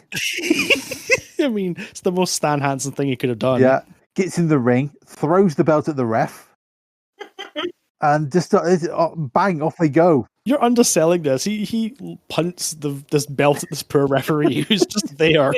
Just launches it at him. I just love it. They're trying to make up all this stuff about how is he going to be jet lagged? Will this come into effect during this match? Nah, mate, he's just gonna fucking leather anyone that comes near him. He's just gonna if you're within a 5-mile radius of Mr. Hansen, you may get assaulted. I also love the fact that when you learn that Stan Hansen had such a high prescription, he was effectively fucking blind. It's just he was blind in one eye. It's just like the man had no depth perception. Oh my god. He's an amazing character, I'll say that. Yeah, it's just amazing. I think fair play to Larry, though, doesn't Larry like say it's his fault that Stan Hatton started beating him up because he tried to talk to him or something? Larry's like, yeah, it's my fault. Yeah. What? You're just doing your job. Right now, Bockwinkel with the upper hand, but I'll tell you, this Stan Hansen, I want to explain right now that I know better than to get too close to Stan Hansen. It's my fault what happened out there. And I'll tell you that everybody knows he is the most dangerous man in wrestling. It's just like he's like, I should know better, Stan Hansen, but I was trying to be a professional broadcast journalist, and look where that got me. Not gonna work. The cameraman gets taken out by an Irish whip as well. He gets smashed to the floor. It's just what I love about a Stan Hansen match is like as soon as it starts, it's just like he's just like this kind of role. You remember like in was it in Snoopy when they were like having fights? It was just like a scribble with arms and fists coming out of it. Yes, I know what you mean. That's what a Stan Hansen match is. It's just this kind of rolling board of chaos, just kind of like just spinning around the ring. That's an amazing way of describing it because like coming out to the ring in Japan, there were no like bars or anything, so it was just him fighting through the crowd with a bull rope, just whipping these poor fuckers in the crowd because they were in his way. There's a hilarious match that I keep wanting to try and find it on YouTube, but I remember seeing it's Stan Hansen versus Andre the Giant in like old Japan in like 85, and it's basically like Stan Hansen comes out, the crowd are like just running to avoid him. And then Andre the Giant comes out from the other side, and the crowd are running to avoid it. And it's basically like Godzilla has come into this arena and is now battling some other fucking massive kaiju. And they are all the crowd like, and it's just running away. It's just fucking hilarious. It's insane, isn't it? It's fucking brilliant. I love and that. it is like when you kind of like I see these matches, I do kind of like see like obviously a few years later, when Stone Cold became Stone Cold, like he's got that. He's not coming through the crowd, but he's got that same kind of vibe where it's like he's just brawling around the ring, just kind of taking on whoever he wants, outside, inside, just kind of, again, just this kind of like rolling ball of chaos is kind of going around. He hasn't got the kind of like, because obviously WF, they're not going to let somebody go into a crowd like Stan Hansen did, are they? They're not going to give Stone Cold even though they let Stone Cold drunk on a quad bike drive into the flipping crowd at last WrestleMania. But like he's got that same kind of vibe where it's just like once the match starts, it's just like going 100 miles an hour to the finish. Oh yeah, and you can kind of you kind of can feel that with like back to Stan's matches where it's just like the belt's in the ring. He's just beating up the announcer, just belt thrown down. Right, let's go. Yeah, mashing some crowd up, kill the cameraman, throws up the horns, and off he goes. It always kind of reminds me of like how like not that I kind of like put too much stock into what Jim Cornette says about anything these days, but he's correct in one thing. Like some of the better wrestlers are the ones that look like they could legitimately kill. And Dan Hansen could legitimately kill you. Everybody's, Brock, these days Brock's, incommunicado for good reasons. But like, I think that was the whole part of his vibe when he came back was like, even though before that he had that kind of air to him, but like after he went to the UFC, did what he did there when he came into the ring, he was like, if he wants to, he's going to genuinely mess this other person up. Well, yeah, Randy Orton like that, didn't he? Randy Orton did the highway blood, didn't he? He's like, I'm just going to elbow you in the head until you start bleeding. It's like, but like he had that all the time. I think it's that air of like, danger. That's like you're not quite sure. Like, no, it's fake. But like that guy, I'm not 100% sure. And you do need that at least somewhere. You don't need it in every single match necessarily, but you need it somewhere on the card, I think. Yeah, you need that bit of like almost somewhat coordinated chaos that you it's still a wrestling show, but this guy coming out is so unhinged he could snap at any moment. Completely, yeah. And I think that's some of the best characters. On a side note, I've not been able to find that Andre the Giant match, but I've just come across Stan Hansen versus Steve Williams from All Japan in 1990. I am watching the fuck out of that later. I've seen that one and it's amazing. The thing is, though, I bet that one has a finish because this one doesn't. Yeah. Because Stan drops Winkle over the top rope and that's your finish. And it's like, oh, come on. Yeah, we don't even get a Western lariat. It's so frustrating. No, it's so frustrating that they just choose not to give these matches finishes. It's like, oh, come on, guys. Yeah, it's a big show. It's designed to kind of like compete with WrestleMania, and you're just like having shite finishes for some of your best matches. Yeah, for some unknown reason. Well, I think this is where Cameron's going to tap out because this is where we set up the ring for the 3-match main event finish. I mean, like, can I explain? By the way, at this moment in time, and I speak as a person who, as Euan knows from the start, before we start recording, watched the entirety of All in Texas, all 6 hours, right? So it's not, gentlemen, that I have a problem with stamina. But I just like to make that clear. Mr. Phillips is packing. However, yes. Have we got a sponsor for that Blue Pill company now? Is that what's going on? How dare you? How very dare you even suggest? All I'll say is I was at this point going, what this card really could do with is like a kind of like gimmick match. And I know we've had like the boxing match, but that doesn't really quite count. It could do with something like, a gimmick like a Falls Count Anywhere, or, maybe just a steel cage match. And the heavens looked upon me and said, oh, we'll give you a steel cage match. How's about 3? And I went, not quite what I meant. Not quite what I meant. You got the Pimp My Ride version of a steel cage match. So, I heard you like steel cage matches. I put a steel cage match in your steel cage match. Have one on your car roof. It was just don't give Dusty Rhodes ideas. It's at this point I kind of went, I am genuinely bored to tears watching this. This whole match has just taken the wind out of me. And I was like, I'll come back, I'll watch the last 3 matches.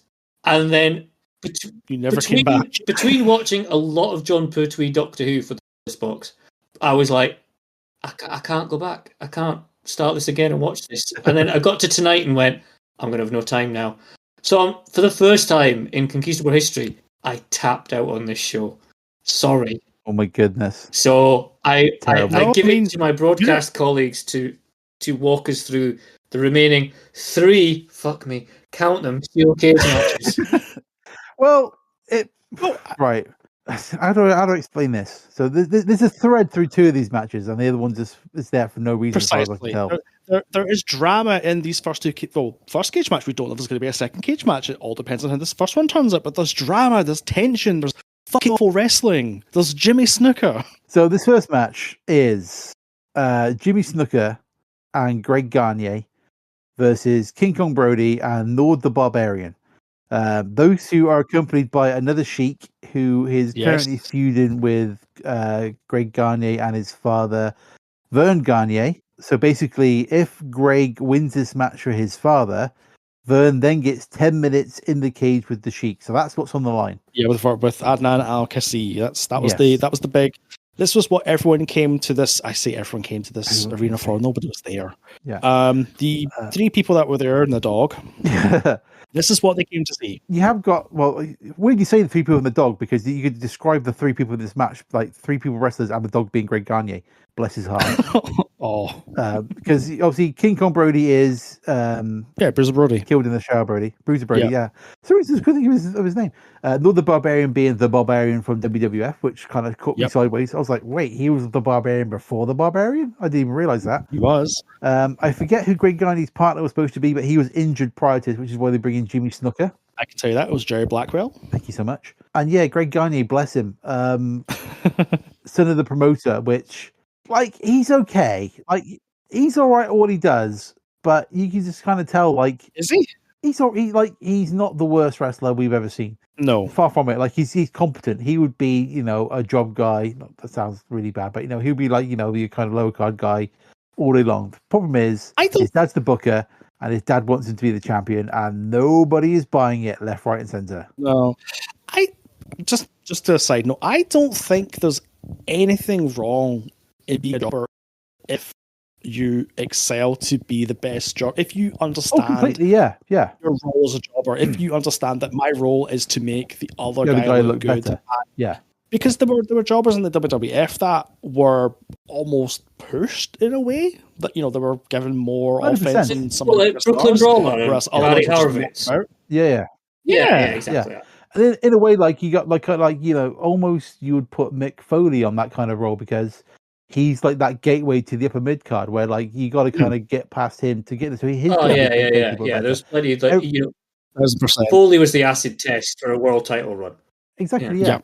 And like the whole industry is built on you do a job for somebody else because we're all working together for the show. Exactly. You need those people to do that, but it's when they get pushed above their stations.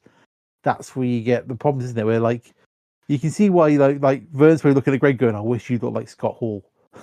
Think about it. You can see the little dream bubble above his head, and it's just Scott Hall from the WrestleRock Rumble video, just like, "Oh, Scott Hall." I wish you were my son. Wish you were my son because it would make this a lot easier. You know what I mean? And you've got like I say, you've got three good wrestlers in there. Well, you've got two good wrestlers, a murderer and Greg Gagne. That's basically what you got in the ring, isn't it? Yep. Yeah. I also love the fact that we got absolutely no blood whatsoever in this blood feud. We did get some bleeding in this one, didn't we? I think they say isn't Greg bleeding at some point? No. I'm sure they say about Greg bleeding. So there goes Gagne into that stainless steel cage, which has ripped more than one forehead apart, and Gagne is bleeding from that crash into the steel cage. But the thing is, I've written down next. There's no point bleeding if we can't see it. Oh, maybe that's what it is then. Because the commentary team would definitely talking about bleeding, but yeah, you just can't see it because the cage is the kind of chicken wire. Yeah, it's the WCW cage. I mean, like I say, Brody's really good. The Barbarian's all right, I guess. Snuka knows what he's doing. Acceptable. So there's bits in it, but again, it's just all hamstrung by the fact like you've got Vern out there sat in a chair like he's waiting for his next cup of coffee. I mean, he's on 5 off drawing a pension at this point. Yeah, but it's like, why? I'm always like, why do a tag team match in a cage? Because they're actually tagging in and out, like it's a proper match, only with a cage around it. It's a proper tag. I guess it's maybe I'm gonna try and logic this one. The cage is there. So I know the cage is there for the express purpose of that. If Gagne won, Sheik Adnan could not get away where they're setting up the cage. Yeah. So it's basically so they could throw him in the cage immediately, and Vern could get his pound of flesh. Yeah, because if you have a regular match, you've got to bring the cage down. Exactly. Because they're not going to have the money to bring it down from the ceiling, are they? Like if Hell in a Cell or whatever does. What ceiling in this case? Well, yeah, exactly. Or like they're not going to have the big kind of lighting rig set up above it like they got these days to bring it down on. Like that's not going to happen at all. So they got it. No. So you have to have the cage there first. That makes sense.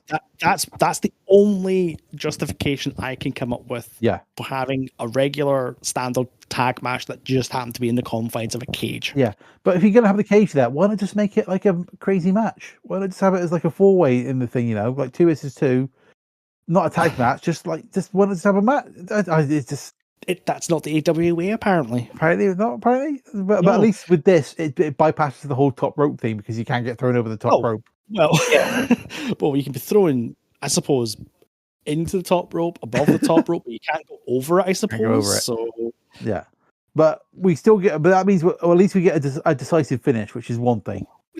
We do get a decisive finish, which means Vern has to get off of his chair, take off his dressing gown, pop his slippers off, put his boots on, and put his cocoa down. It's there's no blood, and he wins with a roll up in 4 minutes. Yes, Vern is barely mobile. Can we read a section from Vern Gagne's page on the death of Helmut Gutmann? I think you can do that. Yes. Yeah, I've just been reading this. Obviously, I was listening, but obviously I've not watched the matches. I'm a bit like doing research. I'm doing research in the background. So here we go.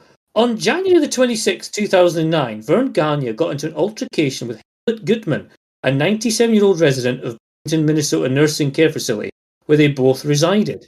According to Gutmann's widow, who was not present during the altercation, Gagne picked Gutmann up and threw him to the floor, then broke his hip by pulling back on his body. Before the attack happened quickly while the men were at a table, Bloomington Police Chief Jeff Potts said. It was more like a push and a shove, and it caused Gutmann to fall. Neither men had any recollection of the incident. Gutmann was admitted to the hospital and died on February the 14th from complications of the injury. On February the 25th, 2009, the older man's death was officially ruled a homicide by the Hennepin County Medical Examiner, and on March the 12th, 2009, officially announced that Gagne would not be criminally charged as a result of the death, as, because of Gagne's dementia, he lacked the mental capacity necessary to be criminally culpable. Good Lord. Jesus. So there you go. All right, then. Yeah, bright, cheery one. He flashed back and thought the other guy was the Sheik then or something, and then that's why he did it. I don't know. Who knows at this point? It's weird, though, because, like, this is supposed to be like a big blood feud between Vern and the Adnan. And, like, it starts off with him, like, whipping him with a belt and all sorts. Uh-huh. But then it's like, he puts him in a sleeper. And for me, a sleeper isn't a finish for a blood feud. You know what I mean? No. Typically, a blood feud ends with one of the combatants in a bloody, lifeless heap on the floor, while the other person who is more or less in the same physical kind of state, they just become the winner. I mean, case in point, Cameron, I think you could probably say that John Moxley against Hangman Page from All In last weekend. That was Page just survived. When you are 2 minutes in and you've both produced forks, then yes. Yeah, you know it's going to be a long night. It's either Abdullah the Butcher or it's John Moxley match, isn't it? Well, yeah, you're like, you can still kind of set your stopwatch and, like, when's John Moxley going to bleed in this match? How long? And I think All in Texas, it was probably literally the 2 minutes of like a 35-minute long match. Yeah.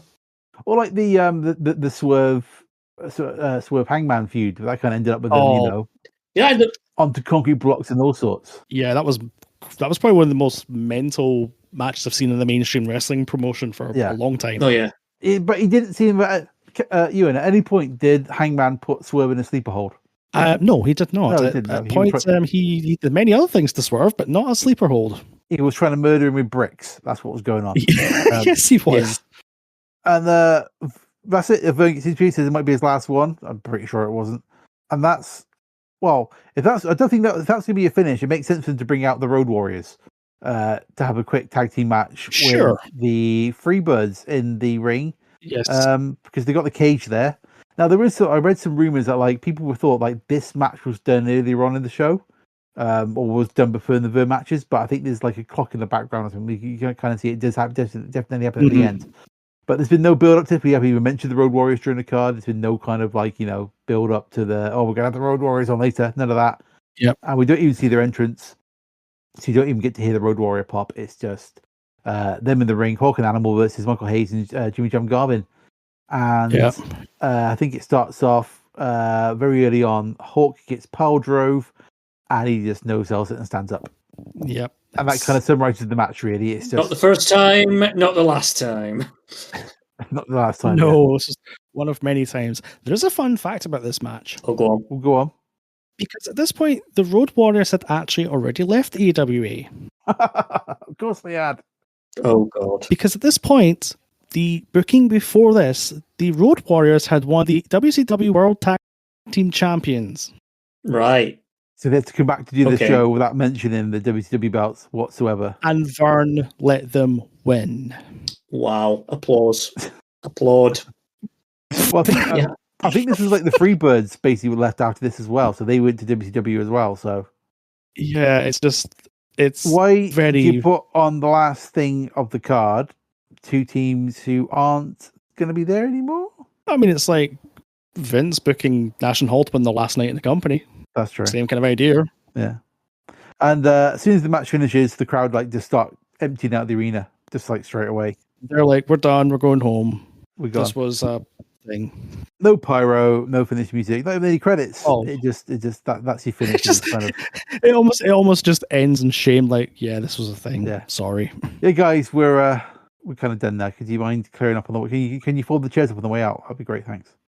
That'd be great. Thank you very much. Thank you very much. And that was the WrestleRock Rumble of 1986, a show that will live in infamy. I plan to eject all knowledge of the show out of my mind. At The only other record. legacy to this show is indeed the WrestleRock rap video that they brought out as a promotion event thing before the event, which is basically just like a load of old people trying to rap because they think it's cool. Badly. And it's just not great.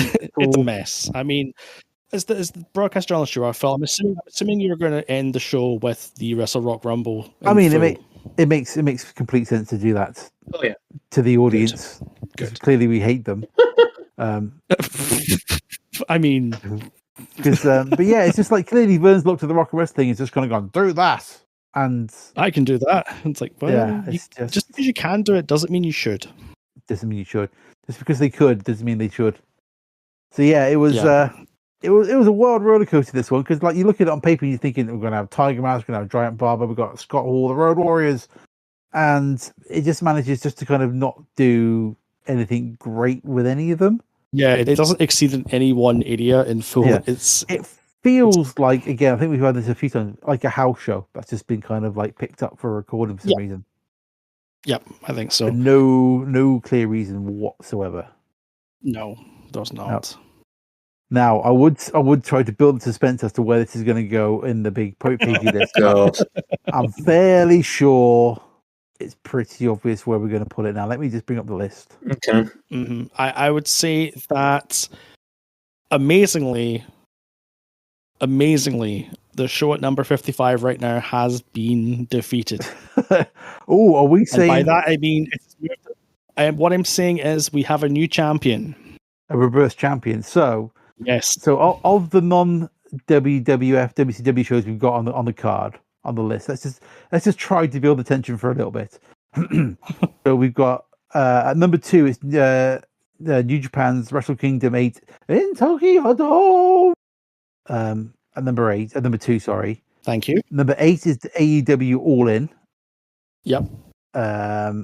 ECW, I'm going to count that as being part of WCW and that sort of thing, so that's fine. Mm-hmm. And then after that, at number 55 is the TNA first pay-per-view.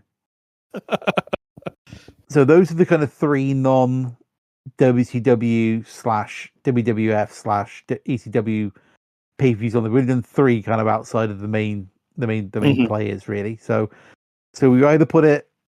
Okay, is it better or worse than the second place Wrestle Kingdom 8 in Tokyo Dome? I would say it's significantly worse than Is it better or worse than AOW All In number 8? Significantly worse. Okay, so there we go. So is it better or worse than number 55's TNA's first pay-per-view? Amazingly, somehow it has achieved this goal. Yes. Are we saying it's the worst one ever? Whoa. Yes. whoa. At least this has... I can't wait to hear this justification. No, this has like 3 good matches on it. You got the tag match with Scott Hall and Kurt Herring. You've got the Hansen match with Bockwinkel, and you've got the Rick Martel versus Harley Race match. It's got 3 in isolation. If you were just sit and watch those 3 matches, that you'd entertain yourself for an hour. Whereas the TNA first pay-per-view show was just bilge all the way through. Yeah, and above that is the Brawl for All. My argument there is, Cameron, TNA first pay-per-view was at least just 2 hours. This show is still ongoing right now. Yeah, but... Vern's still sat in his chair. It's not... No, I wouldn't... It's not as bad as that TNA show. I'm not having it. Okay, so we've got 1 yes, 1 no. Phil, you are casting the tying vote I here. think I'm just going to bring up the first pay-per-view again to see, but I'm like, I remember that's got I remember that not being great. No, because it was shite. This has got Stan Hansen. Like, this Stan Hansen match is good. Yeah, Rick Martel working his socks off. I would say the Stan Hansen match by itself is better than the entire TNA first pay-per-view. Absolutely. So it deserves to go above it. Okay, yep, all right, you got me there. And then we need to figure out then what did more harm to wrestling, Brawl for All or this show. Probably the Brawl for All did more harm. I was going to say, if we're talking in a physical sense, the Brawl for All did. And it's at least better organised than the fucking Brawl for All. You know? Yeah. No, barely. Nobody got CTE in this show. It was just like the Brawl for All was literally just like a shit idea made shitter upon broadcast. It was a shit idea executed shittily with shit results. Shit results, yeah. So it's not it's better than the Brawl for All. Next. Yeah, then we're into the bottom of the WCW getter with Battle Bowl Lethal Lottery. That's at least got some entertainment value to it. It's got a couple of these. Yeah, I think this is where I'd say this show stops. Yeah. At least they thought I'm sure they had more than one ring in that, so that would have bypassed the whole cage issue, wouldn't it? Yeah, so. exactly. And then could AEW afford another ring? That's a tricky conversation, isn't it? But no, I think it's worse. I think it's worse than that, but it's better than Brawl for All. Yeah, I'd say so. Yeah, by far away. I think the Brawl. It's better than the Brawl. It's not as good as the Lethal Lottery. So yeah. Yeah. So that means you retain your crown as last place still.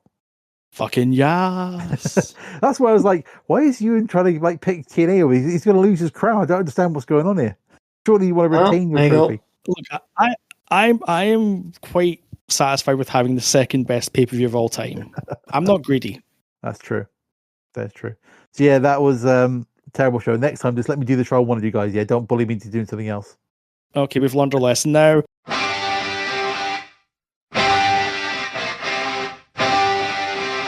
I had to look at the upcoming list and a chill came down my spine because there is an elephant not in the room tonight. Mm-hmm. The next pick is coming all the way from Newcastle. Mm-hmm. Cameron, what has Jordi Al got us to watch? Do you have a prepared statement from the north? I don't have a prepared statement. When I was leaving work at 4:00 this afternoon, I said, it's your turn next. Do you want to pick a show for me to say? If you're not coming on tonight, then I can give you a show. Yeah. And bear in mind the conversations that we alluded to. He went, well, we need to do probably like a WrestleMania, around about the same sort of time. So it either mean WrestleMania's 1, 2, or 3. I did text him 2 hours ago when we started recording to sort of say, which Mania do you want? And he's yet to even respond or look at the message. So I think it's only fair that I'm going to pick for him. Randomly... That's fair. Can I double check? I think we've done WrestleMania 1. We have done 1. Have we? I think. No. Unless I'm getting PTSD. No, I don't think we have. No, actually. we said the earliest... Shit. I was really thought we The earliest Mania we've done is 4. You are right. Oh, okay. Do that. No, I withdraw my comment. I apologize. Okay, so all right, okay. Because of presentation and as we said, Hogan and just being can I do some lobbying for what I think you should pick? Well, No, you don't get to lobby because no, you had to pick. He's not here. Yeah. So yes. Oh yeah, it's a good point actually. I think that you should pick for Alan WrestleMania 2. Oh. Because that is the closest one to this show that we can do a comparison to. Okay, what does Euan think? What does Euan think? I don't want to watch this show. However, in the pursuit of journalistic integrity and the fact I already put myself through this entire fucking show, I think it's only fair I put myself through this show as well, so I get a full rounded picture of what hell looked like in 1986. Okay. So that's 2 for 2 there. So well, it's going to be WrestleMania 2 then, isn't it? Got to be. All right, WrestleMania 2 it is. WrestleMania 2. Okay, we're going to go WrestleMania 2. We can find out a bit because I do feel harsh, like laying the boot into AWA because, like I said at the beginning, I do feel like a lot of the kind of groundwork that WWF did in the 80s was kind of built off the shoulders of AWA. When you think, not necessarily Hogan, but talk about, even before that, like Ventura came across, didn't he, from AWA? Yeah. Heenan came across, Mean Gene. And I think of like two of the biggest parts outside of Hogan of the 80s WWF. Like it's Hogan and Mean Gene. It's Heenan and Mean Gene. Mm-hmm. Like Bobby the Brain was there all the time. Mean Gene was the voice of like, all the interviews and on the shows, that sort of thing. Like you talk about like, the 4 pillars of 80s wrestling, 80s WWF. It's probably Hogan, Vince, Heenan and Mean Gene. Like those are the kind of the constants of that time. And they obviously did like a lot of their work and got their ground in AWA. And like a lot of the other wrestlers came across, like they're pushing Kurt and Scott Hall. They'll come across to the WWF. Rick Martel will as well. There's all these kind of things, people that I loved as a kid, and they all started here. So clearly, it was a good place to work. It just wasn't a good place to sell to people to watch, if that makes sense. Yeah. Yeah, I get it. So it's like it seems like there's such a legacy to the company that's just kind of like, it's just not there anymore. Like there isn't even any kind of good, like you kind of I think there's a few kind of not Nick Bockwinkel promos going about, but you don't see like nobody, like everybody posts the Son of a Plumber promo, but nobody posts like a Nick Bockwinkel one, do they? You know what I mean? Like it seems like it's very like it's never kind of got to that kind of stage where it's kind of talked about and kind of held up as like something really great. It's just this kind of thing off to one side that gets mentioned every now and then. It's like, Hulk Hogan started there and that sort of stuff. Where it's like it seems a shame for what they helped to produce through the company. It just doesn't seem like it's got like its legacy doesn't seem to be kind of very good. I have just been, while you've been talking, Phil, I've just been looking at, obviously this show goes across 3 arenas. We've got the Nassau Coliseum in New York, we've got the Rosemont Horizon, and we've got the LA Memorial Sports Arena. I think the game for next episode is going to be which venue got the worst hand as far as matches go. Which crowd was thinking like, what the hell? There are some absolute stinkers in each of the venues. We'll probably dig into it, but I'm sure the other, like, if you're in one venue, you were having like the other matches piped into your venue, weren't you? I think you were getting the other matches played over the big screen. Yeah, there is one match I am kind of excited to watch in a sick kind of way. Oh boy! It is Tito Santana teaming up with the JYD take on Terry and Hoss Funk. Beautiful. Now, see, you did all this last time. You're like, oh man, this has got a giant barber match. This is going to be brilliant, and it turned out to be absolute build. So I'm not getting my hopes up one bit. I mean, the Junkyard Dog's going to suck because, well, poor JYD. It's the Junkyard Dog. I know he doesn't deserve it, but sucks to be him, doesn't it? Oh my god, that can't be right, is it?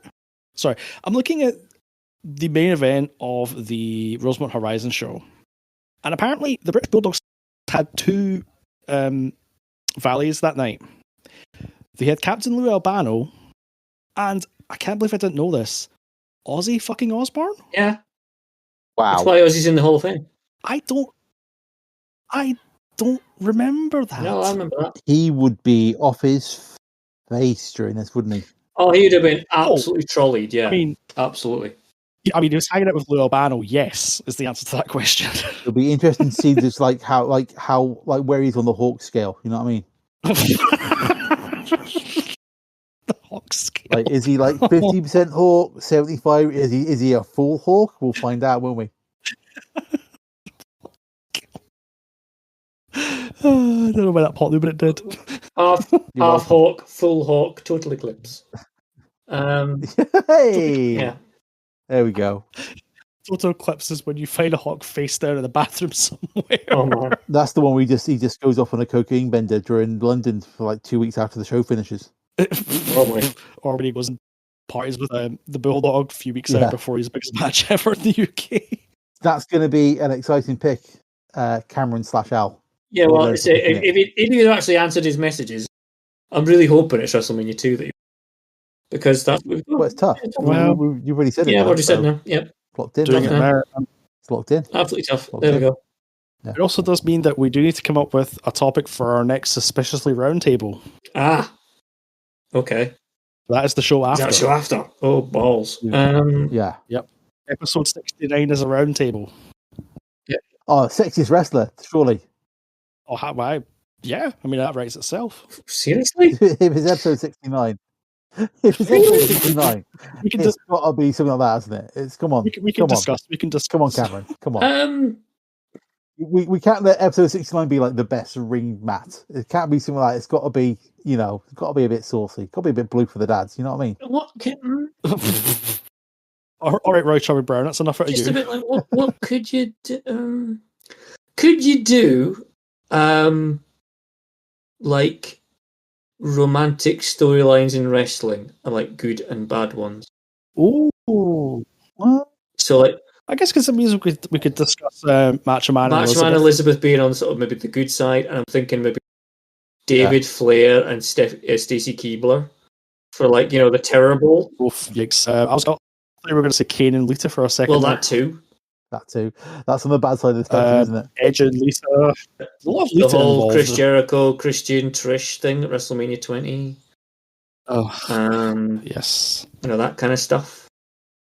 Maybe. Oh, Daniel Bryan and AJ Lee. Yeah, AJ Lee. Did AJ Lee not effectively just like essentially go around with anyone when she was in a storyline sense? Obviously, I'm not besmirching the good name of. Maybe we'll discuss that on the show. We'll see what the topic's going to be. Yeah. But there you go. But no, that would be my vote rather than do anything about sexiest wrestlers, which is just going to be okay because it's going to be just me saying Mina Shirakawa all evening. So I mean, you're not wrong. So No. Yeah. Okay. Now I'm completely distracted. There you go. Distracted. Lovely. No, man. Like, there's something about Hangman Page's mustache. It's a really good one. I was just. You've got a mustache kink. I'm beginning to learn. Right, I do. I grew up with in the shadow of Magnum PI. Of course, I do. Wow. Okay, fair. Tom Selleck was like an absolute beast. Like when he showed up in Friends with the shades, like what's the point of Tom Selleck anymore? Just get him off. That's a very valid point. Yeah, it's true. It's true. All right, WrestleMania 2, where all begins the second time. Again, yes. And apologies for finishing on the WrestleRock music. I am sorry. But you're not sorry in the slightest. It's a brilliant earworm. You know me. I'd much rather go out to Black Bart's theme. That's the banger. That's the one. However, we have a song for the show itself, so it's only appropriate we end on it. Bye. Goodbye. Bye.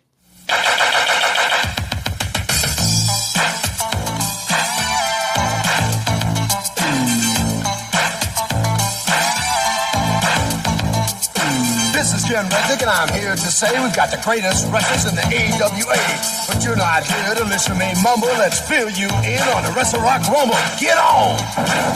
WrestleRock, be there. We're the Midnight Rockers, Sean and Marty. We love to wrestle, and we love to party. You don't have to worry, we're not gonna fumble, because we'll be shaking to the WrestleRock Rumble. Out! WrestleRock. I'm the shit, and that's not funny. I got my army a lots of money. If gone in my way, I'll make him crumble. He be sorry, I did the WrestleRock Rumble. WrestleRock, be there. I'm Jerry Blackwell, I want to see. I want to get my hands on that pencil neck geek. As I watch the EDF Bumble, I'm gonna make my splash in the WrestleRock Rumble. The AWA, you, me, and WrestleRock. I'm Greg Gagne, and I'm in a rave. I want got Brody and I want him in a cage. A high-flying drop kick will make him see double. I grind him up at the WrestleRock Rumble. Woo! WrestleRock. I'm Kurt Hennig and Big Scott Hall. As tag team champs, we'll take on them all. So bring on the long riders, those dirtball dumbos. We'll smear those pussies, do the WrestleRock Rumble.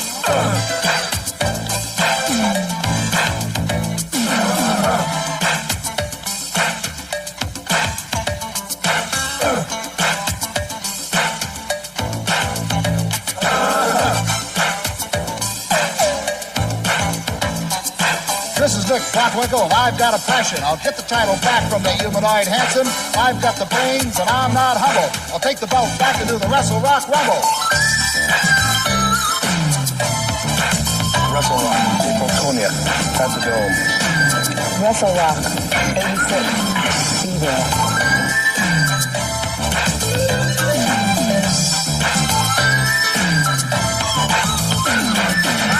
Zabisco. I won't be through till I get done slapping around Scott the Duke. Gonna beat the ugly bartender into a bundle and laugh all the way doing WrestleRock Rumble. Ow! Biscuit and talk got a mouth that won't quit, but I'm Scott the Duke, wanna smack a little shit. And when I'm through, you won't be able to mumble. I'll be left alone doing the WrestleRock Rumble. Yeah! Just one last word from the former champ Vern, but give a lot of thought to one more turn. There's some old scores that still give me trouble, and I'm starting to get the urge to do the WrestleRock Rumble. So there you have it, and now you know him. And on April 20th, it's at the Dome. So get your tickets and be under the bubble, because you two can be doing the WrestleRock Rumble. Do it! WrestleRock Rumble. WrestleRock Rumble. The WrestleRock Rumble. WrestleRock Rumble.